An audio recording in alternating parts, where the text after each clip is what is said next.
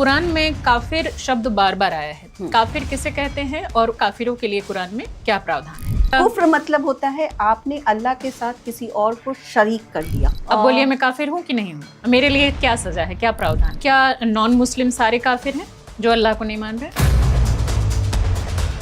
आप बताइए, कुरान में जिन्न, फरिश्ते, जादू का जिक्र है या नहीं है? बिल्कुल है। वो क्या है, अंधविश्वास नहीं है? नहीं। आप मानती हैं कि जिन्न होता है, जादू होता है, फरिश्ता होता है? बिल्कुल होते हैं और साइंस ने इस चीज को बज़ाब्ते एक्सेप्ट किया है। नहीं, साइंस ने इसको एक्सेप्ट नहीं किया। अगर कोई धर्म या मजहब, उसके कुछ विचार या उसकी कुछ मान्यताएं समय के साथ अंधविश्वास के तौर पर बदलती चली जाएं और ऐसा लगे कि अब इसमें साइंटिफिक टेम्परामेंट के साथ कुछ बदलाव की ज़रूरत है, तो क्या हमें उन बदलावों को स्वीकार करना चाहिए या उन्हीं पुरानी पुस्तकों पर आधारित बातों को मानना चाहिए? जो कुरान है वो आज तक में एक भी अल्फाज उसके चेंज नहीं हुए। छोटा सा एग्जांपल ले लेते हैं खतना का। साइंस के ज़रिए आपको पता चलेगा कि एक इंसान जिसको किया हुआ है उसको किसी भी तरह की HIV होना, तो आप ये कह रहे हैं कि जितने भी मुस्लिम हैं और जिन्होंने उसको फॉलो किया है उनको HIV नहीं है?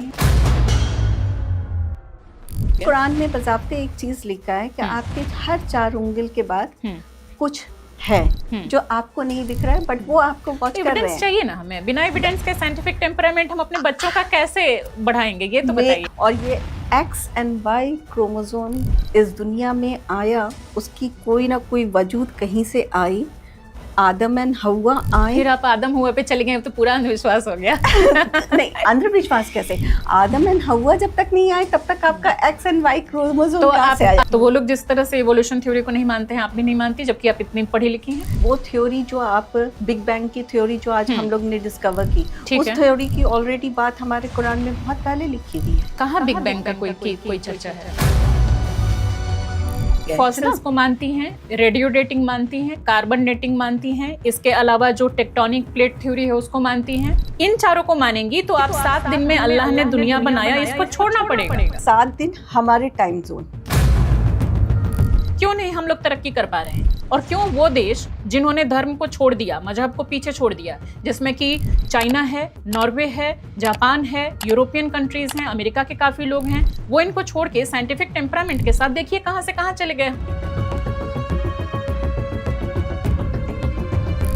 ये सबसे बड़ी खामियां हैं और इस खामियों को हम एक्सेप्ट करते हैं। 72 हूरों का जो कॉन्सेप्ट है, इसको किस तरीके से देखते हैं और उसमें फीमेल के लिए क्या रिवॉर्ड्स हैं? अल्लाह पाक ने बज़ाब्ते जो हक मर्दों को दिया है वही हक औरतों को दिया है। इसका कोई डिफरेंशिएट नहीं है। तो इनको भी 72 हूरों की तरह इनको भी 72 हूर मिलेंगे वहाँ? और इसी को ध्यान में रख के बहुत सारे लोग जो काम करते हैं, बात करते हैं, उसको कैसे देखती हैं फिर आप? तो जो करवा रहा है वो खुद रिलीजन से आउट है। कोई भी ऐसी वॉर नहीं हुई जिसमें पहल इस्लाम की तरफ से किया गया। बहुत सारी ऐसी वॉर हुई हैं जिसमें कि शुरुआत की गई है। इस्लाम में महिलाओं को कम अकल कहा गया है। आज के डेट में आप देख रहे हैं कि महिलाएं हर फील्ड में अपना परचम लहरा रही हैं। इसको क्या आज के डेट में भी वही एग्जैक्ट मानने की जरूरत है, आपको लगता है? कहा गया है, उस फ्रेज को आप एक वर्ड नहीं निकालो ना। 2 औरतों की गवाही और 1 मर्द की गवाही बराबर मानी जाएगी, ये ऐसा क्यों है? फोर्स हो गया हस्बैंड की तरफ से कि तुम ये गवाही दो। उसमें ये बयान है कि वहाँ पे उनकी तरजीह कम दी जाएगी क्योंकि बहुत सारे रीजंस है। सूरह अल बकरा कहता है कि अगर कोई व्यक्ति 3 तलाक दे दिया और वापस से उसकी पत्नी या वो एक दूसरे के साथ रहना चाहते हैं तो फिर हलाला का प्रोसेस होगा। ये क्या एक पत्नी के साथ अत्याचार नहीं है? आपने ये क्वेश्चन करके बहुत अच्छा किया क्योंकि मैं चाहती थी कि ये क्वेश्चन आए। आप उसको गलत मानती हैं आज के डेट के लिए? देखो, अगर मगर नहीं, हाँ या ना? नहीं, हाँ बिल्कुल है। हिजाब जो है ये, इसको आप किस तरीके से देखते हैं? हिजाब ऑपरेशन है या एम्पावरमेंट है? Your dignified empowerment. आपको नहीं लगता कि वो कंडीशनिंग है, इस वजह से महिलाएं हिजाब लेती हैं? कंडीशनिंग वैसी ना हो, नहीं लेंगी? बिल्कुल नहीं। सूरह अल कमर में 54 वर्स 1 में कहा गया है चांद के 2 टुकड़े वाली बात। इसको सही मानते हैं आप? बिल्कुल हुई है। चांद के 2 टुकड़े किए गए थे और तभी तो यहाँ के केरला से उठ के वो राजा गए थे जिन्होंने एक्सेप्ट किया था इस्लाम को। अब तो मुझे लगता है कि फिर साइंटिफिक टेम्परामेंट को हमें कहीं कूड़े में डाल जाएगी। हाँ, दिया जो जाता था। नबी है जिसको हम मान रहे हैं कि नबी वो से- पैगंबर हैं, हाँ। तो उनसे तो उम्मीद करेंगे ना कि वो सही कदम उठाएं। उन्होंने बिल्कुल सही कदम आपके उठाया। हिसाब से ये सारा सही था? प्यार की उनकी मिसाल दी जाती है।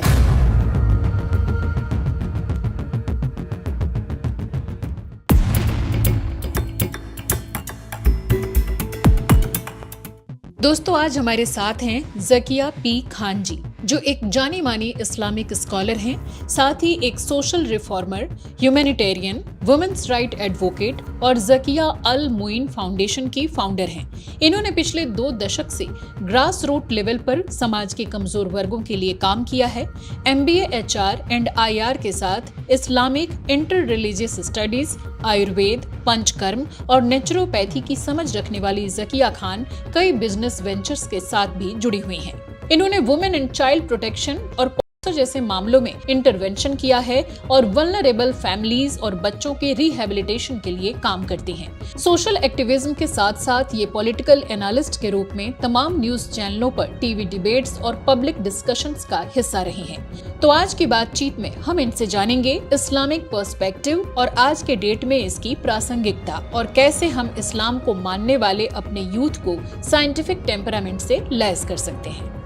अगले कुछ सेकंड के लिए आपसे माफी चाहती हूँ। इस पॉडकास्ट को देख रहे मेरे सभी सम्मानित दर्शकों से मेरा विनम्र आग्रह है कि इस इंटरव्यू में मेरे द्वारा पूछे गए कुछ त्वरित सवाल जवाब से आपको आपत्ति जरूर हो सकती है, लेकिन हमारा मकसद किसी भी धर्म, मजहब, संप्रदाय या जाति की भावनाओं को ठेस पहुंचाना बिल्कुल नहीं है, बल्कि हर गौरवशाली धर्म संप्रदाय को बदनाम करती कुछ चंद कुरीतियों की तरफ आपका ध्यान आकर्षित करना है। किसी भी तरह की ईश निंदा या गुस्ताखे रसूल का हम कतई समर्थन नहीं करते, इसलिए सभी दर्शकों से निवेदन है कि इस पॉडकास्ट को देखते समय विवेक से काम लें। नमस्कार दोस्तों, मैं हूं श्वेता जया और आप देख रहे हैं सोशल कॉपीराइट्स। दोस्तों, आज के हमारे इस पॉडकास्ट में एक इस्लामिक स्कॉलर हैं, नाम है ज़किया खान। बहुत बहुत स्वागत है मैम आपका। ज़किया जी से आज का जो पॉडकास्ट है ये कुछ अलग, कुछ खास होने वाला है। वो इसलिए क्योंकि इसमें इनके साथ सिर्फ मैं ही शामिल नहीं होंगी, बल्कि आप सब भी शामिल होंगे, क्योंकि इंस्टाग्राम पर जो मैंने एक पोस्ट डाला था कि एक इस्लामिक स्कॉलर मेरे पॉडकास्ट में आने वाली हैं, तो आप लोगों ने उसमें भर भर के अपने सवाल लिखे, क्योंकि मैंने लिखा था कि आप अपने सवाल लिखिए, आपके नाम के साथ वो सवाल पूछे जाएंगे।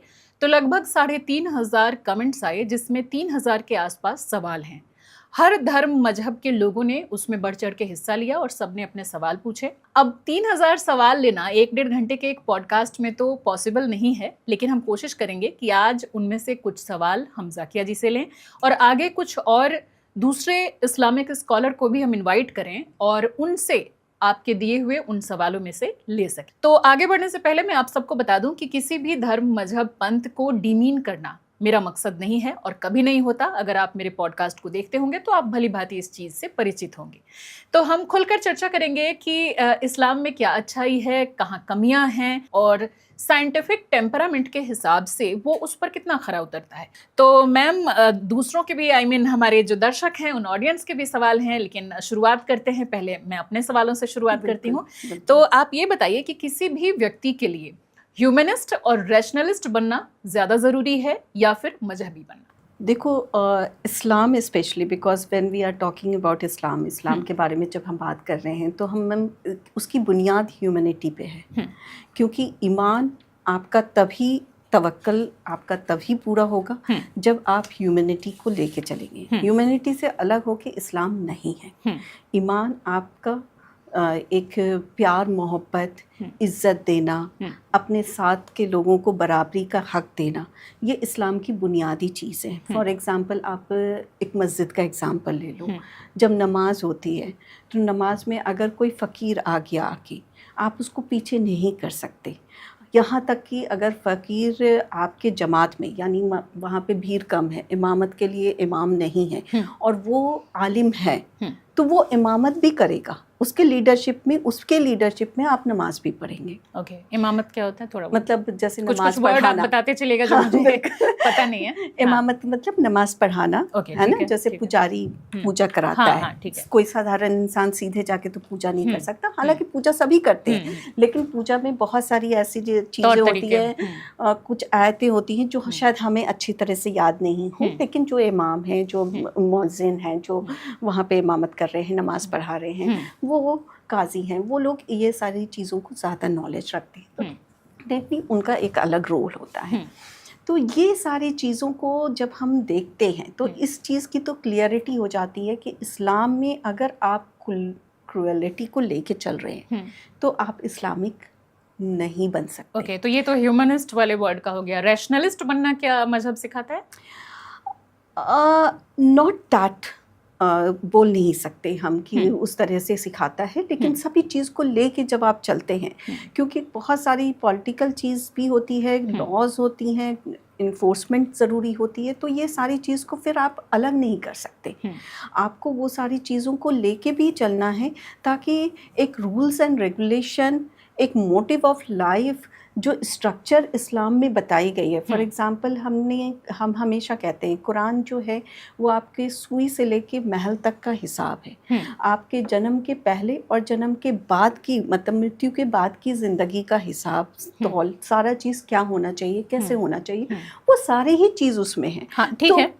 अगर कोई धर्म या मजहब, उसके कुछ विचार या उसकी कुछ मान्यताएं समय के साथ अंधविश्वास के तौर पर बदलती चली जाएं और ऐसा लगे कि अब इसमें साइंटिफिक टेम्परामेंट के साथ कुछ बदलाव की ज़रूरत है, तो क्या हमें उन बदलावों को स्वीकार करना चाहिए या उन्हीं पुरानी पुस्तकों पर आधारित बातों को मानना चाहिए? देखिए, एक चीज़ तो मैं बता दूं कि जो कुरान है वो अल्हम्दुलिल्लाह जब से हमारे हजूर सल्लल्लाहु अलैहि वसल्लम के हाथ में जब से वो लिखाया, जब उनको वही आती गई और वो लिखाता गया, वो आज तक में एक भी अल्फाज उसके चेंज नहीं हुए हैं। आप एक एग्जांपल ले लीजिए बाइबल का। हम भी बाइबल मानते हैं, हाँ, ठीक है। हम भी तौरात मानते हैं। हमारे इस्लाम में तीनों चीज 4 कुरानी बुक, होली बुक्स उतरी हैं और ये चारों बुक्स को मानने के लिए बजावते हम लोग को कुरान में हिदायत है। हाँ, ठीक है। मतलब आप इस चीज़ को निगलेक्ट नहीं कर सकते। लेकिन सवाल ये आता है कि बाइबल में आप क्या मानेंगे? 60,000 से ऊपर बाइबल के तरीके हैं। हर बाइबल के कुछ न कुछ चीज़ एक दूसरे से मुख्तलिफ हैं। तो आप किस चीज़ को मानिएगा और किसको नहीं मानिएगा, हाँ। ये बहुत इम्पोर्टेंट हो जाता है। क्योंकि आप मान लीजिए, फॉर एग्जाम्पल मैं बोल रही हूँ A फॉर एप्पल, दूसरी टीचर आके सिखा रही है A फॉर एंट। अब बच्चा तो दोनों ही चीज़ सीखने के लिए तैयार बैठा है, लेकिन उस बच्चे को क्या पता कि एप्पल सही है या एंट सही है या एरोप्लेन सही है। वो तो टीचर जो लिख के गया वो सुन लिया, पढ़ लिया और उसको समझ में आ गया। अब यहाँ पे क्या है कि हमें पता है A फॉर अलिफ, अलिफ के आगे बे नहीं है। ओके। तो एक क्लियर चीज़ है, नैरेटिव क्लियर है कि आप डे 1 से जो आज तक पढ़ते आ रहे हैं वही पढ़ते आ रहे हैं, तो और उसी को कॉन्फ्लिक्ट नहीं है। उसी को लगातार मानना होगा। मैं उस पर भी आ रही हूँ क्योंकि आपने क्वेश्चन ने एक में 3-4 जोड़ा है, तो मुझे टाइम चाहिए उस चीज़ को, ताकि जो ऑडियंस है वो बिल्कुल कंफ्यूज नहीं हो और बिल्कुल उनको हर एक पॉइंट ऐसा क्लियर हो कि उन्हें भी जिंदगी भर याद रहे कि हाँ ये चीज़ें क्या थी। अब दूसरी बात आई कि जो हमारे इस्लाम में, कुरान में ख़ास तौर से, आप फॉर एग्जांपल एक छोटा सा एग्जांपल ले लेते हैं खतना का, ठीक है, जिसको सरकमस्टांसेस को बोलते हैं कि भाई ये एक क्रूएलिटी है, ठीक है, और इसे लोग चाहते हैं कि ये हटा दिया जाए। और हमारे कुरान में ये बज़ाब्ते इसकी इम्फेसिस लिखी गई है। आप आज साइंस में चले जाइए, ठीक है, साइंस के ज़रिए आपको पता चलेगा कि एक इंसान जिसको किया हुआ है उसको किसी भी तरह की HIV होना या उसको कोई भी UTI इन्फेक्शन या यूरिन ट्रैक इन्फेक्शन होना या कोई भी तरह की इस तरह की गंदगी से रिलेटेड जो चीज़ है, क्योंकि जब वो होता है तो उसमें स्किन आगे की काटी जाती है। तो आप ये कह रहे हैं कि जितने भी मुस्लिम हैं और जिन्होंने उसको फॉलो किया है उनको HIV नहीं है? नहीं, आई एम नॉट सेइंग कि है ही नहीं। मैं कह रही हूँ उसमें एक बहुत 90% जो रिजल्ट है जो सफाई का, वो उसमें शामिल हो गया। ठीक है, सफाई ठीक है, लेकिन मुसलमानों के अलावा भी जो करोड़ों लोग हैं दुनिया में जो उसको नहीं फॉलो कर रहे, तो क्या वो हेल्दी नहीं है? उनके हेल्थ में कोई डिफरेंस है उनसे? क्रिश्चियनिटी, जूइश जो कि हिंदू, हाँ, सिख, बौद्ध, नहीं, I am talking about Christianity and Jewish, ये दोनों भी फॉलो कर रहे हैं। ठीक है। क्रिश्चियनिटी, जूइश ये और मुस्लिम्स, ये तीनों ही में ये खतना का सिस्टम है, ठीक है। अब हम बात करें अगर नॉन मुस्लिम में, इंक्लूडिंग हिंदू हो गए, बुद्धिस्ट हो गए, और भी जैन हो गए, ये सारे लोग इस चीज़ की इस्तेमाल नहीं करते हैं। देखो हमारे इंडिया की जो चीज़ें हैं, इंडियन जो कल्चर है, उसमें बहुत सारी चीज़ें हम लोग जब धर्म ग्रंथ पढ़ते हैं, I am not talking about Mahabharata and Gita, लेकिन जब आप वेद, पुराण और उपनिषद ये सब पढ़िएगा, उसमें भी बहुत सारी ऐसी चीज़ें हैं जो इस्लामिक तौर पे आपको बताई जाती हैं। फॉर एग्ज़ाम्पल कहीं पे भी ऐसा चीज़ नहीं लिखा है जहाँ पे कि आप खड़े होके यूरिन कीजिए, इस्लाम में भी है। ठीक है, अभी लेकिन हम बात खतने की कर रहे हैं, उसको छोड़ दीजिए, बाकियों को छोड़ दीजिए। मैं मतलब आगे बढ़ते जा रही थी। तो टाइम भी थोड़ा ध्यान रखेंगे, बहुत सवाल है मेरे पास। बहुत सवाल है, ओके। तो खतने का एक एग्जांपल मैंने दिया, इसके बेसिस पे आप ये समझो कि इसको साइंटिफिक एक रीज़न है, और इसी तरह से बाकी भी कुरान में जितनी चीज़ें, जैसे बैठ के पानी पीना, खड़े होके पेशाब नहीं करना, और भी बहुत सारी चीज़ें, ये सही न कहीं बहुत सारी, मतलब I am talking just about the water and urine, लेकिन सैकड़ों चीज़ है, A to Z चीज़ है। जब मैंने बोला ही ना, ज़िंदगी की स्टार्ट से लेके उसके ख़त्म होने और ख़त्म होने के बाद की हर हिदायत इसमें है, तो उसमें कहीं ना कहीं बहुत सारी चीज़ें साइंटिफिकली प्रूवन है, और आज वो साइंस जो रिसर्च कर रहा है, वो रिसर्च उसी के पास आके घूम फिर के आ रही है। और ये तो हर धर्म वाले बोल देते हैं, हर पंथ वाले बोल देते हैं, जो आप बोल रही हैं। नहीं, मैं इसमें कुछ नया नहीं मुझे सुनने को मिला।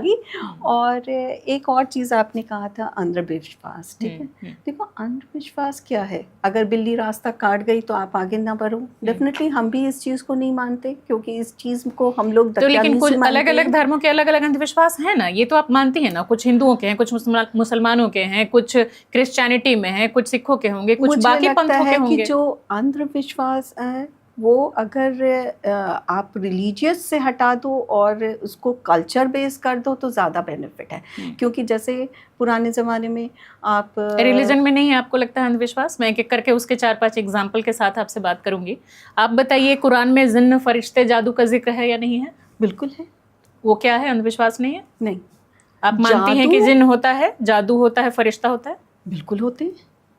बात यहीं पे आके अंधविश्वास वाली खत्म हो गई। बिल्कुल होते हैं, उसकी बाज़ाब्ते मिसालें हैं, उसकी बाज़ाब्ते हमारे चीज़ों में डिटेल्स है। और देखिए जादू का एक क्या है, मुझे ये बताइए, मुझे एविडेंस पे आप बात कीजिए। मैं जब बात करूंगी तो टोटल इस्लामिक तौर पे बात करूंगी। तो उसकी आज के डेट में वही तो हम बात कर रहे हैं, आज के डेट में प्रासंगिकता कितनी है, एविडेंस क्या है? जादू के बारे में बात की, ठीक है, उसी से शुरू करते हैं। हमारे पैगंबर से बढ़ के हमारे इस्लाम में कोई एग्जाम्पल नहीं है, ठीक है। हमारे पैगंबर रसूल खुदा सल्लल्लाहु अलैहि वसल्लम पे बज़ाफ्ते जादू हुई थी, और उसके बाद हमारे इस्लाम में 2 आयतें उतरी, एक कुल औज़ु बिरब्बिन नास और कुल औज़ु बिरब्बिल फलक। और बज़ाफ्ते ये बताया गया उन्हें, मतलब ख्वाब में दिखाया गया कि जादू में बज़ाफ्ते तुम्हारे पुतले पे, मतलब तुम्हारा एक डमी बना के, एक डॉल बना के, उस पर बाल लगा के उसे एक कुएं में डाल दिया गया है, और वहां से उसे निकाला गया। तो आप मानती हैं कि ये सच्चाई थी और आज के डेट में जिन्न और जादू होता है? बिल्कुल। आपने कभी महसूस किया है? बहुत बार। एविडेंस क्या है, साइंटिफिक प्रूफ क्या है किसी जिन्नात और जादू का? साइंटिफिकली भी है प्रूवन। आप हॉन्टेड हाउस में जाइए, वहां पे साइंटिफिकली कोई भी प्रूवन नहीं है, कोई हॉन्टेड हाउस साइंटिफिकली प्रूवन नहीं है। देखो आजकल जो मीटर आ गई है, जो वॉइस मीटर, मैं उसी की बात कर रही हूँ, ठीक है ना। वॉइस मीटर से वो वहाँ पे कुछ अलग तरह की चीज़ों का उन्होंने अपने चीज़ों में महसूस किया है, और साइंस ने इस चीज़ को बज़ाब्ते एक्सेप्ट किया है। साइंस ने इसको एक्सेप्ट नहीं किया है। किसी भी धर्म में अगर उस चीज़ के लिए है, किसी भी धर्म के किसी भी इस तरह के अंधविश्वास को साइंस ने एक्सेप्ट नहीं किया है। नहीं, साइंस ने ये एक्सेप्ट किया है कि हाँ, there is some other voice, other activities with sound is coming. नहीं, उसके लिए उनको एक अलग तरह के इफेक्ट की बात हुई है कि वो मेंटल, उनका साइकोलॉजिकल इफेक्ट है जो कि उनको महसूस हो रहा है। साइंस ने ये कहा। जो मीटर रीडर है, ठीक है, जो वॉइस मीटर रीडर है, जिसके जरिए ये फोरकास्ट हुआ कि हाँ, हाँ। कुछ वहाँ पे अलग एक्टिविटी महसूस हुई, तो वो तो साइंटिफिकली हुई ना, हमें तो फील हो रही है, हमने तो फील के हिसाब से बोला। उसी के लेकिन साइंटिफिक एविडेंस की मैं बात कर रही हूँ कि हाँ। साइंस ने कभी भी इसको एक्सेप्ट नहीं किया है, और जिन लोगों को भी वो चीज सुनाई दी है, दिखाई दी है, उनसे एविडेंस की जब बात की गई, उनके पास कोई एविडेंस नहीं था। और जैसे जिस समय के लिए आप जिन जिन्नात और जादू की बात कर रही हैं, तो उस समय का भी हिस्टोरिकल एविडेंस, साइंटिफिक एविडेंस, दो तरह के एविडेंस चाहिए, कोई भी नहीं है। मैं इसका एक चीज़ प्रूव कर दूं आपको, और ये साइंस में आप गूगल कर लेना, यू विल फाइंड आउट। बजाते इसकी यूएस में रिसर्च हुई है, और रिसर्च के टाइम में जो बॉडी, मतलब जो ह्यूमन था जिसकी डेथ होने वाली थी, बजाते उसे वेट किया गया। ओके, ठीक है। They weight and they measured, and after their death के बाद फिर मेजरमेंट हुई, and they found some 25 to 45 grams, which was missing. आप जिसकी बात कर रही हैं, उस पूरे रिसर्च को मैंने पढ़ा है। उस रिसर्च में ये था कि अभी आप किसी बॉडी को लो, आप जिंदा इंसान को भी लो, आप मुर्दा इंसान को भी लो, और जिसकी डेथ हो गई है उस बॉडी को भी लो, और जो दोनों जिंदा हैं उनको भी लो। आप अभी उसका वेट करो, आप थोड़ी देर बाद उसका वेट करो, उसमें फर्क आता है। ये साइंस ने प्रूव किया, और इस वजह से जो उस 4 साइंटिस्ट मेनली बेस्ड उस पे काम कर रहे थे, आप भी गूगल करना, तो उन लोगों ने कहा कि हाँ, ये पॉसिबल है, वेट डिफरेंस आता है। लेकिन जो वेट डिफरेंस, सांस लेना भी तो बंद हुआ ना, उसका सांस लेना बंद हुआ, ऑक्सीजन और कार्बन डाइऑक्साइड जो इनहेल और एक्सहेल हो रहा है, वो डिफरेंस आ गया ना। नहीं, जो आप फॉर एग्जांपल ये बोतल है, ठीक है, मैंने इतना एम्प्टी किया, इसमें आ गया एयर पाइप, ये क्लोज है नोजल, यानी सांस लेना बंद हो गया, ये एयर तो इसमें पैक्ड है, ठीक है। वेट जब आप करोगे ये एयर कंपैक्ट के साथ आएगा, लेकिन और वो भी मैं बोल रही हूँ तुरंत बाद का, ये नहीं कि जब ऑर्गन श्रिंक होने लगता है उस टाइम का नहीं। ऑर्गन जब श्रिंक होता है तब चीजें अलग हो जाती हैं। आप अपना भी वेट लेके देखिए ना, आप अभी वेट लेंगी 100 ग्राम 150 ग्राम का भी फर्क आ जाएगा, दोबारा लेंगी तो सेम मशीन पे आप लेके देखिए, मैं आपको दिखा दूंगी। वो तो फिर मशीन की फॉल्ट हो गई ना। नहीं, मशीन की फॉल्ट नहीं है, वो उतना थोड़ा बहुत होते रहता है, इम्पॉसिबल है कि वो वाला जो रिसर्च कर रही है उसका भी आप डिटेल पढ़ना। 100 ग्राम इज टू हाई, या तो 100 ग्राम के लिए, वेट के लिए लोग अपने डाइट बंद कर देते हैं। नहीं, लेकिन आता है मशीनों में, जैसे चेंजेस आते हैं, तो उसकी अगर हम बात करें, मैं आपको बता रही हूँ कि ये सारी चीजें हैं जो चीजें, और सबसे बड़ी चीज है कि देखिए, मैं इस्लाम के तौर पे बताने के लिए यहाँ पे जब आई हूँ, तो कुरान में बज़ाब्ते एक चीज लिखा है कि आपके हर 4 उंगल के बाद कुछ है जो आपको नहीं दिख रहा है, बट वो आपको वॉच कर रहे हैं। चाहिए ना हमें, बिना एविडेंस के साइंटिफिक टेम्परामेंट हम अपने बच्चों का कैसे बढ़ाएंगे, ये तो बताइए। हमारे अच्छा, संविधान क्या कहता है? आर्टिकल 15AH कहता है ना, साइंटिफिक टेम्परामेंट को हमें बढ़ावा देना चाहिए, अंधविश्वास से दूर रहना चाहिए। तो ये हम सबकी जिम्मेदारी है कि हमारे जो बच्चे देख रहे हैं, जो हिंदू बच्चे हैं, उनके लिए भी मैं अलग अलग समय पे करती हूँ, और उनके भी चाहती हूँ कि उनके भी दिमाग खुले। 110 करोड़ अगर वो हैं, और उनके लिए मेरी जिम्मेदारी है, तो जो 30-35 करोड़ हैं, उन बच्चों के लिए भी मेरी जिम्मेदारी है कि उनके साइंटिफिक टेम्परामेंट को मैं इवॉल्व करूं, बिल्कुल इवोल्यूशन हो उसमें। लेकिन जो चीज ऑलरेडी साइंटिफिकली प्रूवन है, और आप बताइए ना, प्रूवन कहाँ है? मैं वही चीज बता रही हूँ ना, सोल, जिन्नात कहाँ प्रूवन है, बताइए तो बॉडी से जब ह्यूमन का डेथ होता है तो क्या होती है? क्या होती है? इंसान मर गया, बात खत्म। क्यों, कैसे फील हुआ? कैसे फील हुआ? ये तो मतलब सिंपल साइंटिफिक प्रोसेस है, उसमें फील क्या होना है? बॉडी जब तक वो चल फिर रही थी, उसके बॉडी ऑर्गन्स काम कर रहे थे, तब तक वो जिंदा था। मर गया, बात खत्म हो गई। बॉडी ऑर्गन्स कैसे काम कर रही है? कैसे काम कर रहे थे वो? मतलब इतना तो साइंस बेसिक आपने पढ़ा होगा, वो पूरा साइंटिफिक प्रोसेस आपने पढ़ा होगा कि जब बच्चा पेट में आया, उस समय से लेके उसका जो ग्रोथ हो रहा है, X क्रोमोसोम Y क्रोमोसोम, कुछ नहीं पढ़ा आपने? पढ़ा तो होगा ना, पूछते जा रही हूं आपसे। हाँ। वो एक एम्ब्रियो बन रहा है, एम्ब्रियो डेवलप कर रहा है, उसमें जान आ रही है, ये तो नॉर्मल इवोल्यूशन प्रोसेस हम सबने पढ़ा है। ठीक है, और ये X and Y क्रोमोसोम इस दुनिया में आया, उसकी कोई ना कोई वजूद कहीं से आई, आदम एंड हवा आए। फिर आप आदम हुआ पे चले गए, तो पूरा अंधविश्वास हो गया। नहीं, अंधविश्वास कैसे? आदम एंड हवा जब तक नहीं आए तब तक आपका एक्स एंड वाई क्रोमोसोम तो आप इवोल्यूशन थ्योरी को बिल्कुल, जैसे जाकिर नाइक वगैरह हैं, नमाइल कौन वो नदवी हैं, शमाइल नदवी हैं, तो और भी बहुत सारे लोग, हिंदू भी बहुत सारे उसमें भरे पड़े हैं, हमारे सनातन में भी बहुत बाबा लोग हैं, तो वो लोग जिस तरह से इवोल्यूशन थ्योरी को नहीं मानते हैं, आप भी नहीं मानती, जबकि आप इतनी पढ़ी लिखी हैं। देखिए, जो चीज़ चीज़ की नॉलेज आपको डेप्थ में हो जाए और जहाँ पे आपकी कंफ्यूजन कंप्लीटली वेव ऑफ हो जाती है, वहाँ पे आपको ये नहीं रहता कि मैं क्या चीज़ मान रही हूँ और क्या नहीं मान रही हूँ, क्योंकि वो थ्योरी जो आप बिग बैंग की थ्योरी जो आज हम लोग ने डिस्कवर की, उस थ्योरी की ऑलरेडी बात हमारे कुरान में बहुत पहले लिखी हुई है। कहाँ बिग बैंग का कोई चर्चा है? बिल्कुल है, बताइए। बिल्कुल है।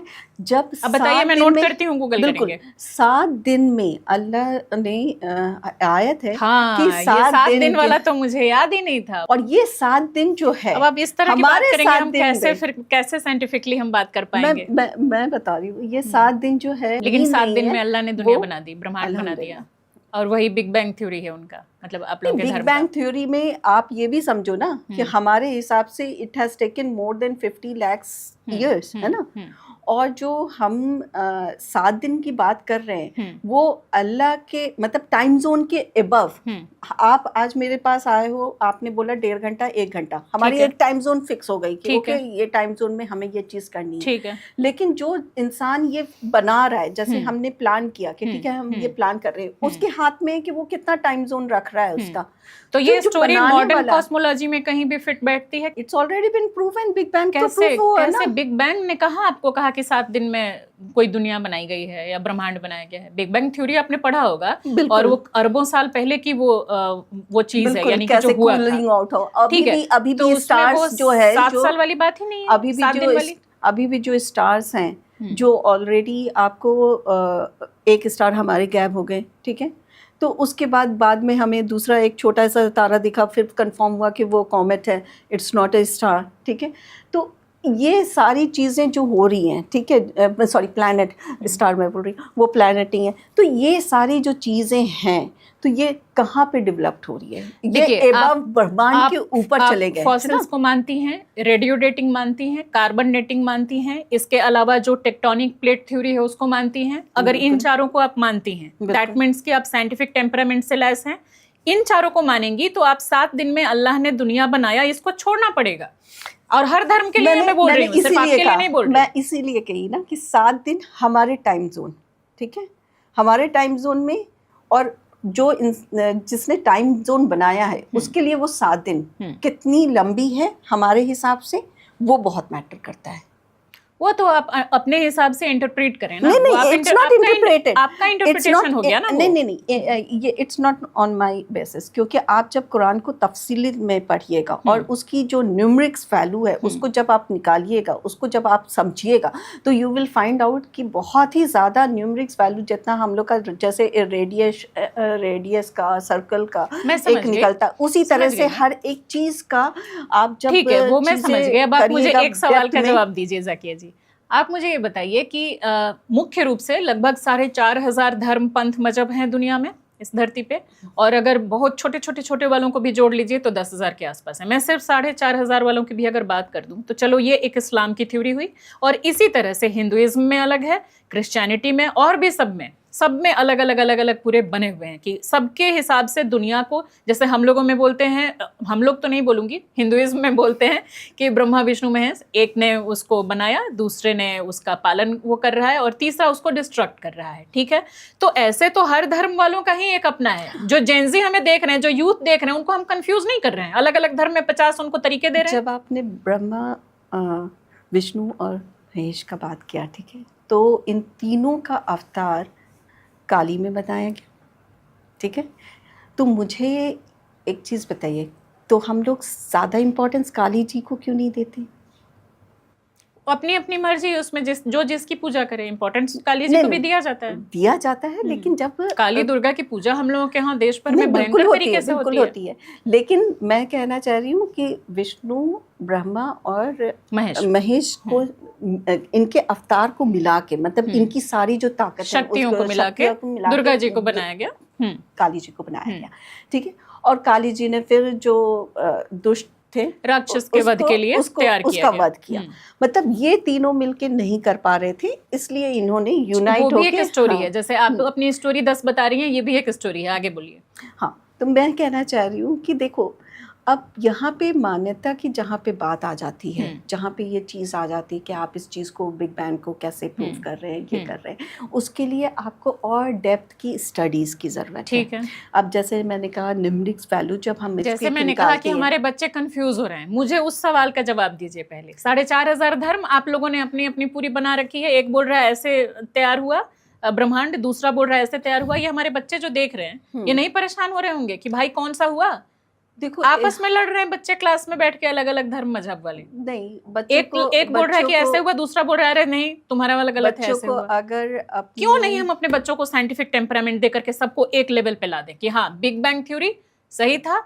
अब एक बात बताइए, 1000 साल पहले कोई एक किताब लिखी गई कुरान, 4000 साल पहले, 5000 साल पहले मान लीजिए कि कुछ लिखा गया, वेद लिखे गए या रामायण या महाभारत कुछ लिखा गया, हम नई नई टेक्नोलॉजी इस्तेमाल कर रहे हैं। आप जिस माइक में पॉडकास्ट कर रहे हैं वो आज का लेटेस्ट है, आप जो फ़ोन लेके आई हैं वो लेटेस्ट है, आप जिस गाड़ी से आई होंगी लेटेस्ट मॉडल है, या उसकी उम्मीद होती है कि भाई वो मेरे पास रहे। सब कुछ हम लेटेस्ट मॉडल इस्तेमाल कर रहे हैं। तो हम ये 1000 साल और 5000 साल पुराने वाले बुक से क्यों चलेंगे? हम अपने बच्चों को, यूथ को साइंटिफिक टेम्परामेंट क्यों नहीं देंगे? उन देशों को देखिए, 53 देशों में दावा किया जाता है ना कि इस्लाम है। मैं अपने इस कंट्री को भी ले रही हूँ, यहाँ हिंदुइज्म है, इनकी भी आबादी चौथे नंबर पे है दुनिया में, इस्लाम की तो सेकंड नंबर पे है। क्यों नहीं हम लोग तरक्की कर पा रहे हैं? और क्यों वो देश जिन्होंने धर्म को छोड़ दिया, मजहब को पीछे छोड़ दिया, जिसमें कि चाइना है, नॉर्वे है, जापान है, यूरोपियन कंट्रीज हैं, अमेरिका के काफी लोग हैं, वो इनको छोड़ के साइंटिफिक टेम्परामेंट के साथ देखिए कहां से कहां चले गए। हम लोगों ने कितना आविष्कार दिया, मुस्लिम कंट्रीज ने कितना आविष्कार दिया, हमारे इस भारत ने कितना आविष्कार दिया, देखिए ना उन देशों ने कितना आविष्कार दिया। अब नहीं बढ़ रहे हो आगे, बताइए ना। मैं इस पे आ जाती हूँ। हमारे गवर्नमेंट में टैक्सेशन का सिस्टम है। इस वाले सवाल का जवाब दीजिए, घुमाइएगा नहीं। नहीं, मैं घुमा नहीं रही हूँ, मैं आपको जवाब ही दे रही हूँ। ठीक है। टैक्सेशन का सिस्टम है, ठीक है, अलजेब्रा आया, ठीक है, और भी बहुत सारी चीजें आई, इवन जो सर्जरी के नोट्स आए, ये सारे कहाँ से आए? इस्लामिक जो स्कॉलर्स थे उन्होंने ही ये सारी चीजें डेवलप की। आप परसेंटेज बताइए कि हमारे कंट्री ने, यानी कि मैं अपनी इंडिया की बात करूं और मैं सारे मुस्लिम कंट्री 53 कंट्री में इस्लाम को बोला जाता है कि वहां पे फॉलो होता है। इस्लामिक कंट्री भले ही एक ईरान मात्र है, लेकिन 53 कंट्रीज में बोला जाता है। अब आप बताइए, सऊदी आता है, दुबई आता है, नहीं एग्जैक्ट जहाँ की फॉलो होता है शरिया, मैं उसकी ईरान की बात कर रही हूँ। नहीं, उन लोगों ने अपने यहाँ बाकी चीजों को हटा दिया है। जैसे कि मान लीजिए कि वहाँ बैंक है जहाँ की आप लोन भी ले सकते हैं, वहाँ पे और भी वैसी चीजें हैं जिनको इस्लाम मना करता है, तो इसलिए उसको पूरे तरीके से इस्लामिक कंट्री नहीं मान सकते। वहां वो सारी चीजें हो रही हैं, शराब भी बिक रहा है, बाकी चीजें हो रही हैं जिनको इस्लाम नहीं मानता, तो इसलिए मैंने सिर्फ ईरान का एग्जांपल दिया।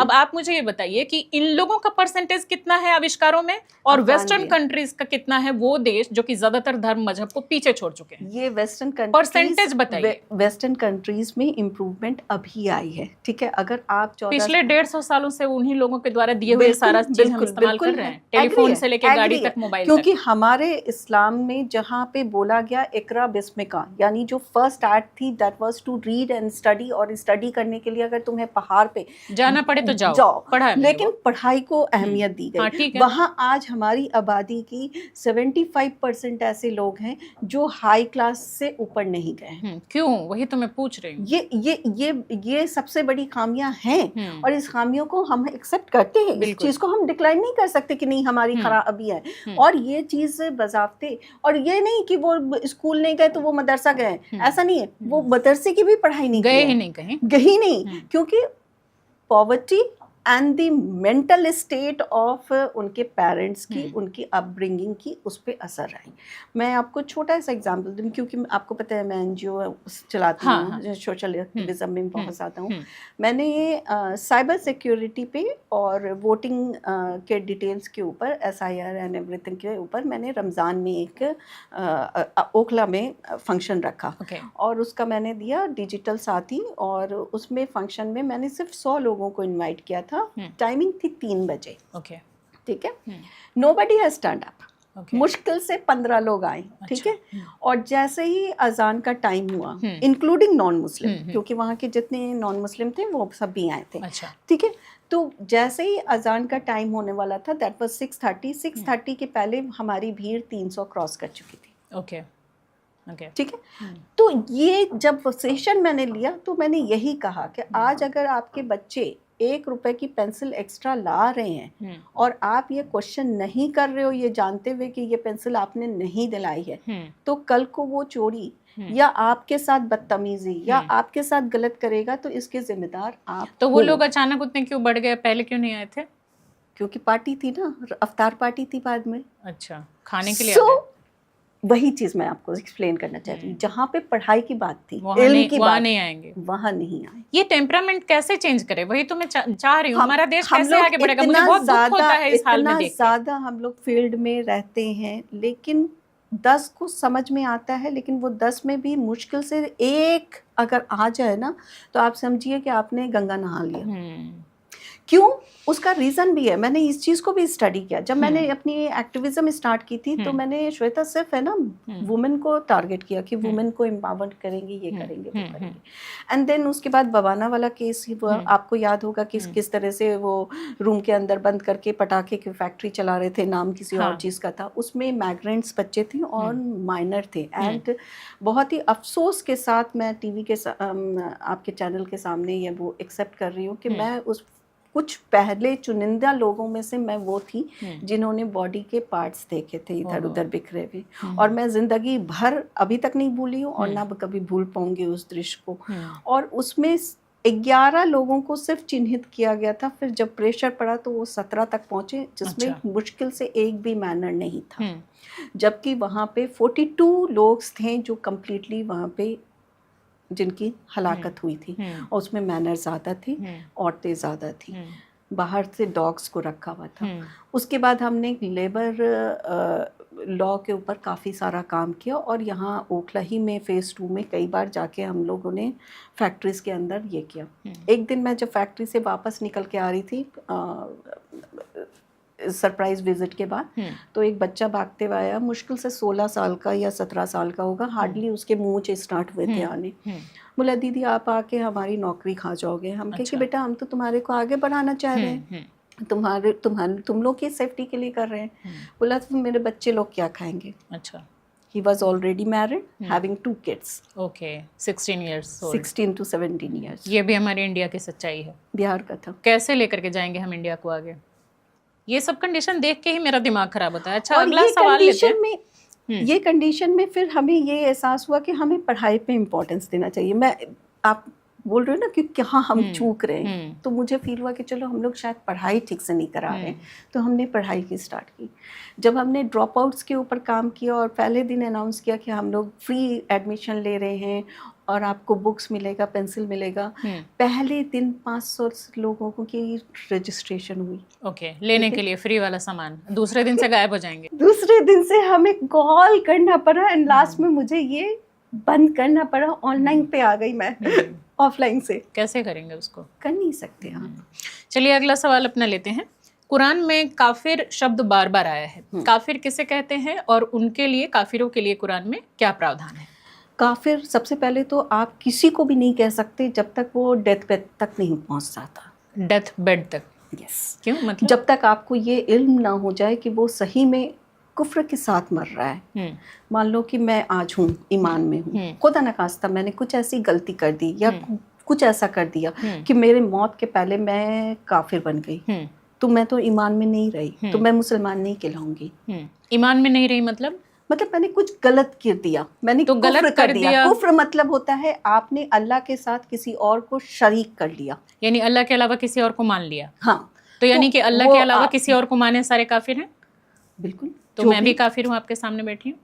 नहीं, तुम अल्लाह को ही मान रही हो। एक चीज समझो, एक चीज समझो, अल्लाह क्या है? मैं कैसे अल्लाह को मान रही हूँ बताओ? सोल एंटिटी है, ठीक है? तुमने भगवान की पूजा की, किस आस्था से की? मैं किसी की पूजा नहीं करती। अब बताओ मैं काफिर हूँ कि नहीं हूँ, ये बताओ। तुम किसी की पूजा मैं किसी की नहीं करती। आपने मेहनत से करती हो, लेकिन ये मानती हो कि कभी तकलीफ होती है तो तुम अपने माँ बाप से बोलती हो कि पापा मम्मी मेरे लिए दुआ कर दो? कभी नहीं बोलती। अब बोलिए मैं काफिर हूँ कि नहीं हूँ? मेरे लिए क्या सजा है, क्या प्रावधान है? तुम्हारे लिए भी अभी काफिर नहीं कह सकते, because you have a long life. आपको कब हिदायत मिल जाए, कब आप समझ जाओ। मान लो कि मैं बिल्कुल मरने के दिन तक ऐसे ही रह गई, तो फिर क्या होगा? तो फिर आप काफिर कुफ्र में मरे। और काफिर क्या नॉन मुस्लिम सारे काफिर हैं जो अल्लाह को नहीं मान रहे?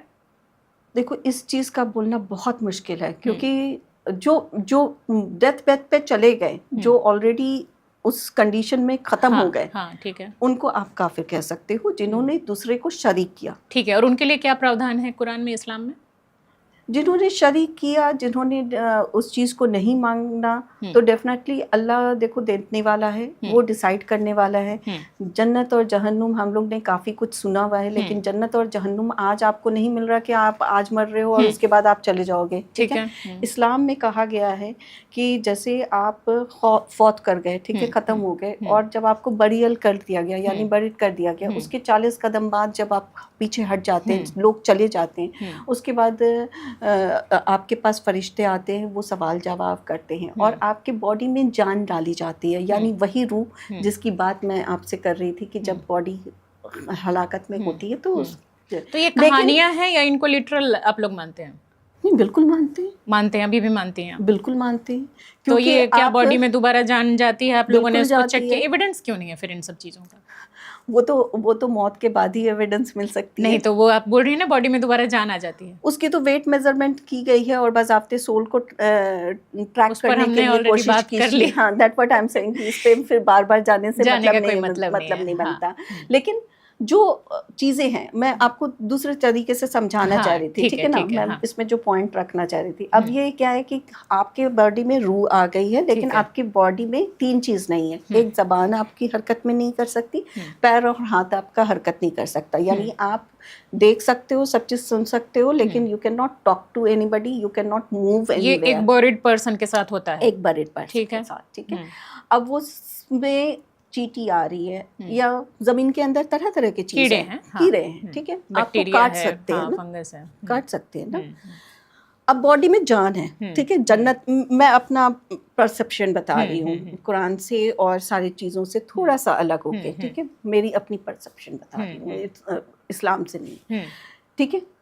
आपके बॉडी में काट रहा है, ठीक है, हमारी उंगली में एक थोड़ा सा जलता है तो उसकी जलन कितने देर तक रहती है? होती है, यानी कि उसको काफी कष्ट हो रहा है, मैं समझ गई, ठीक है।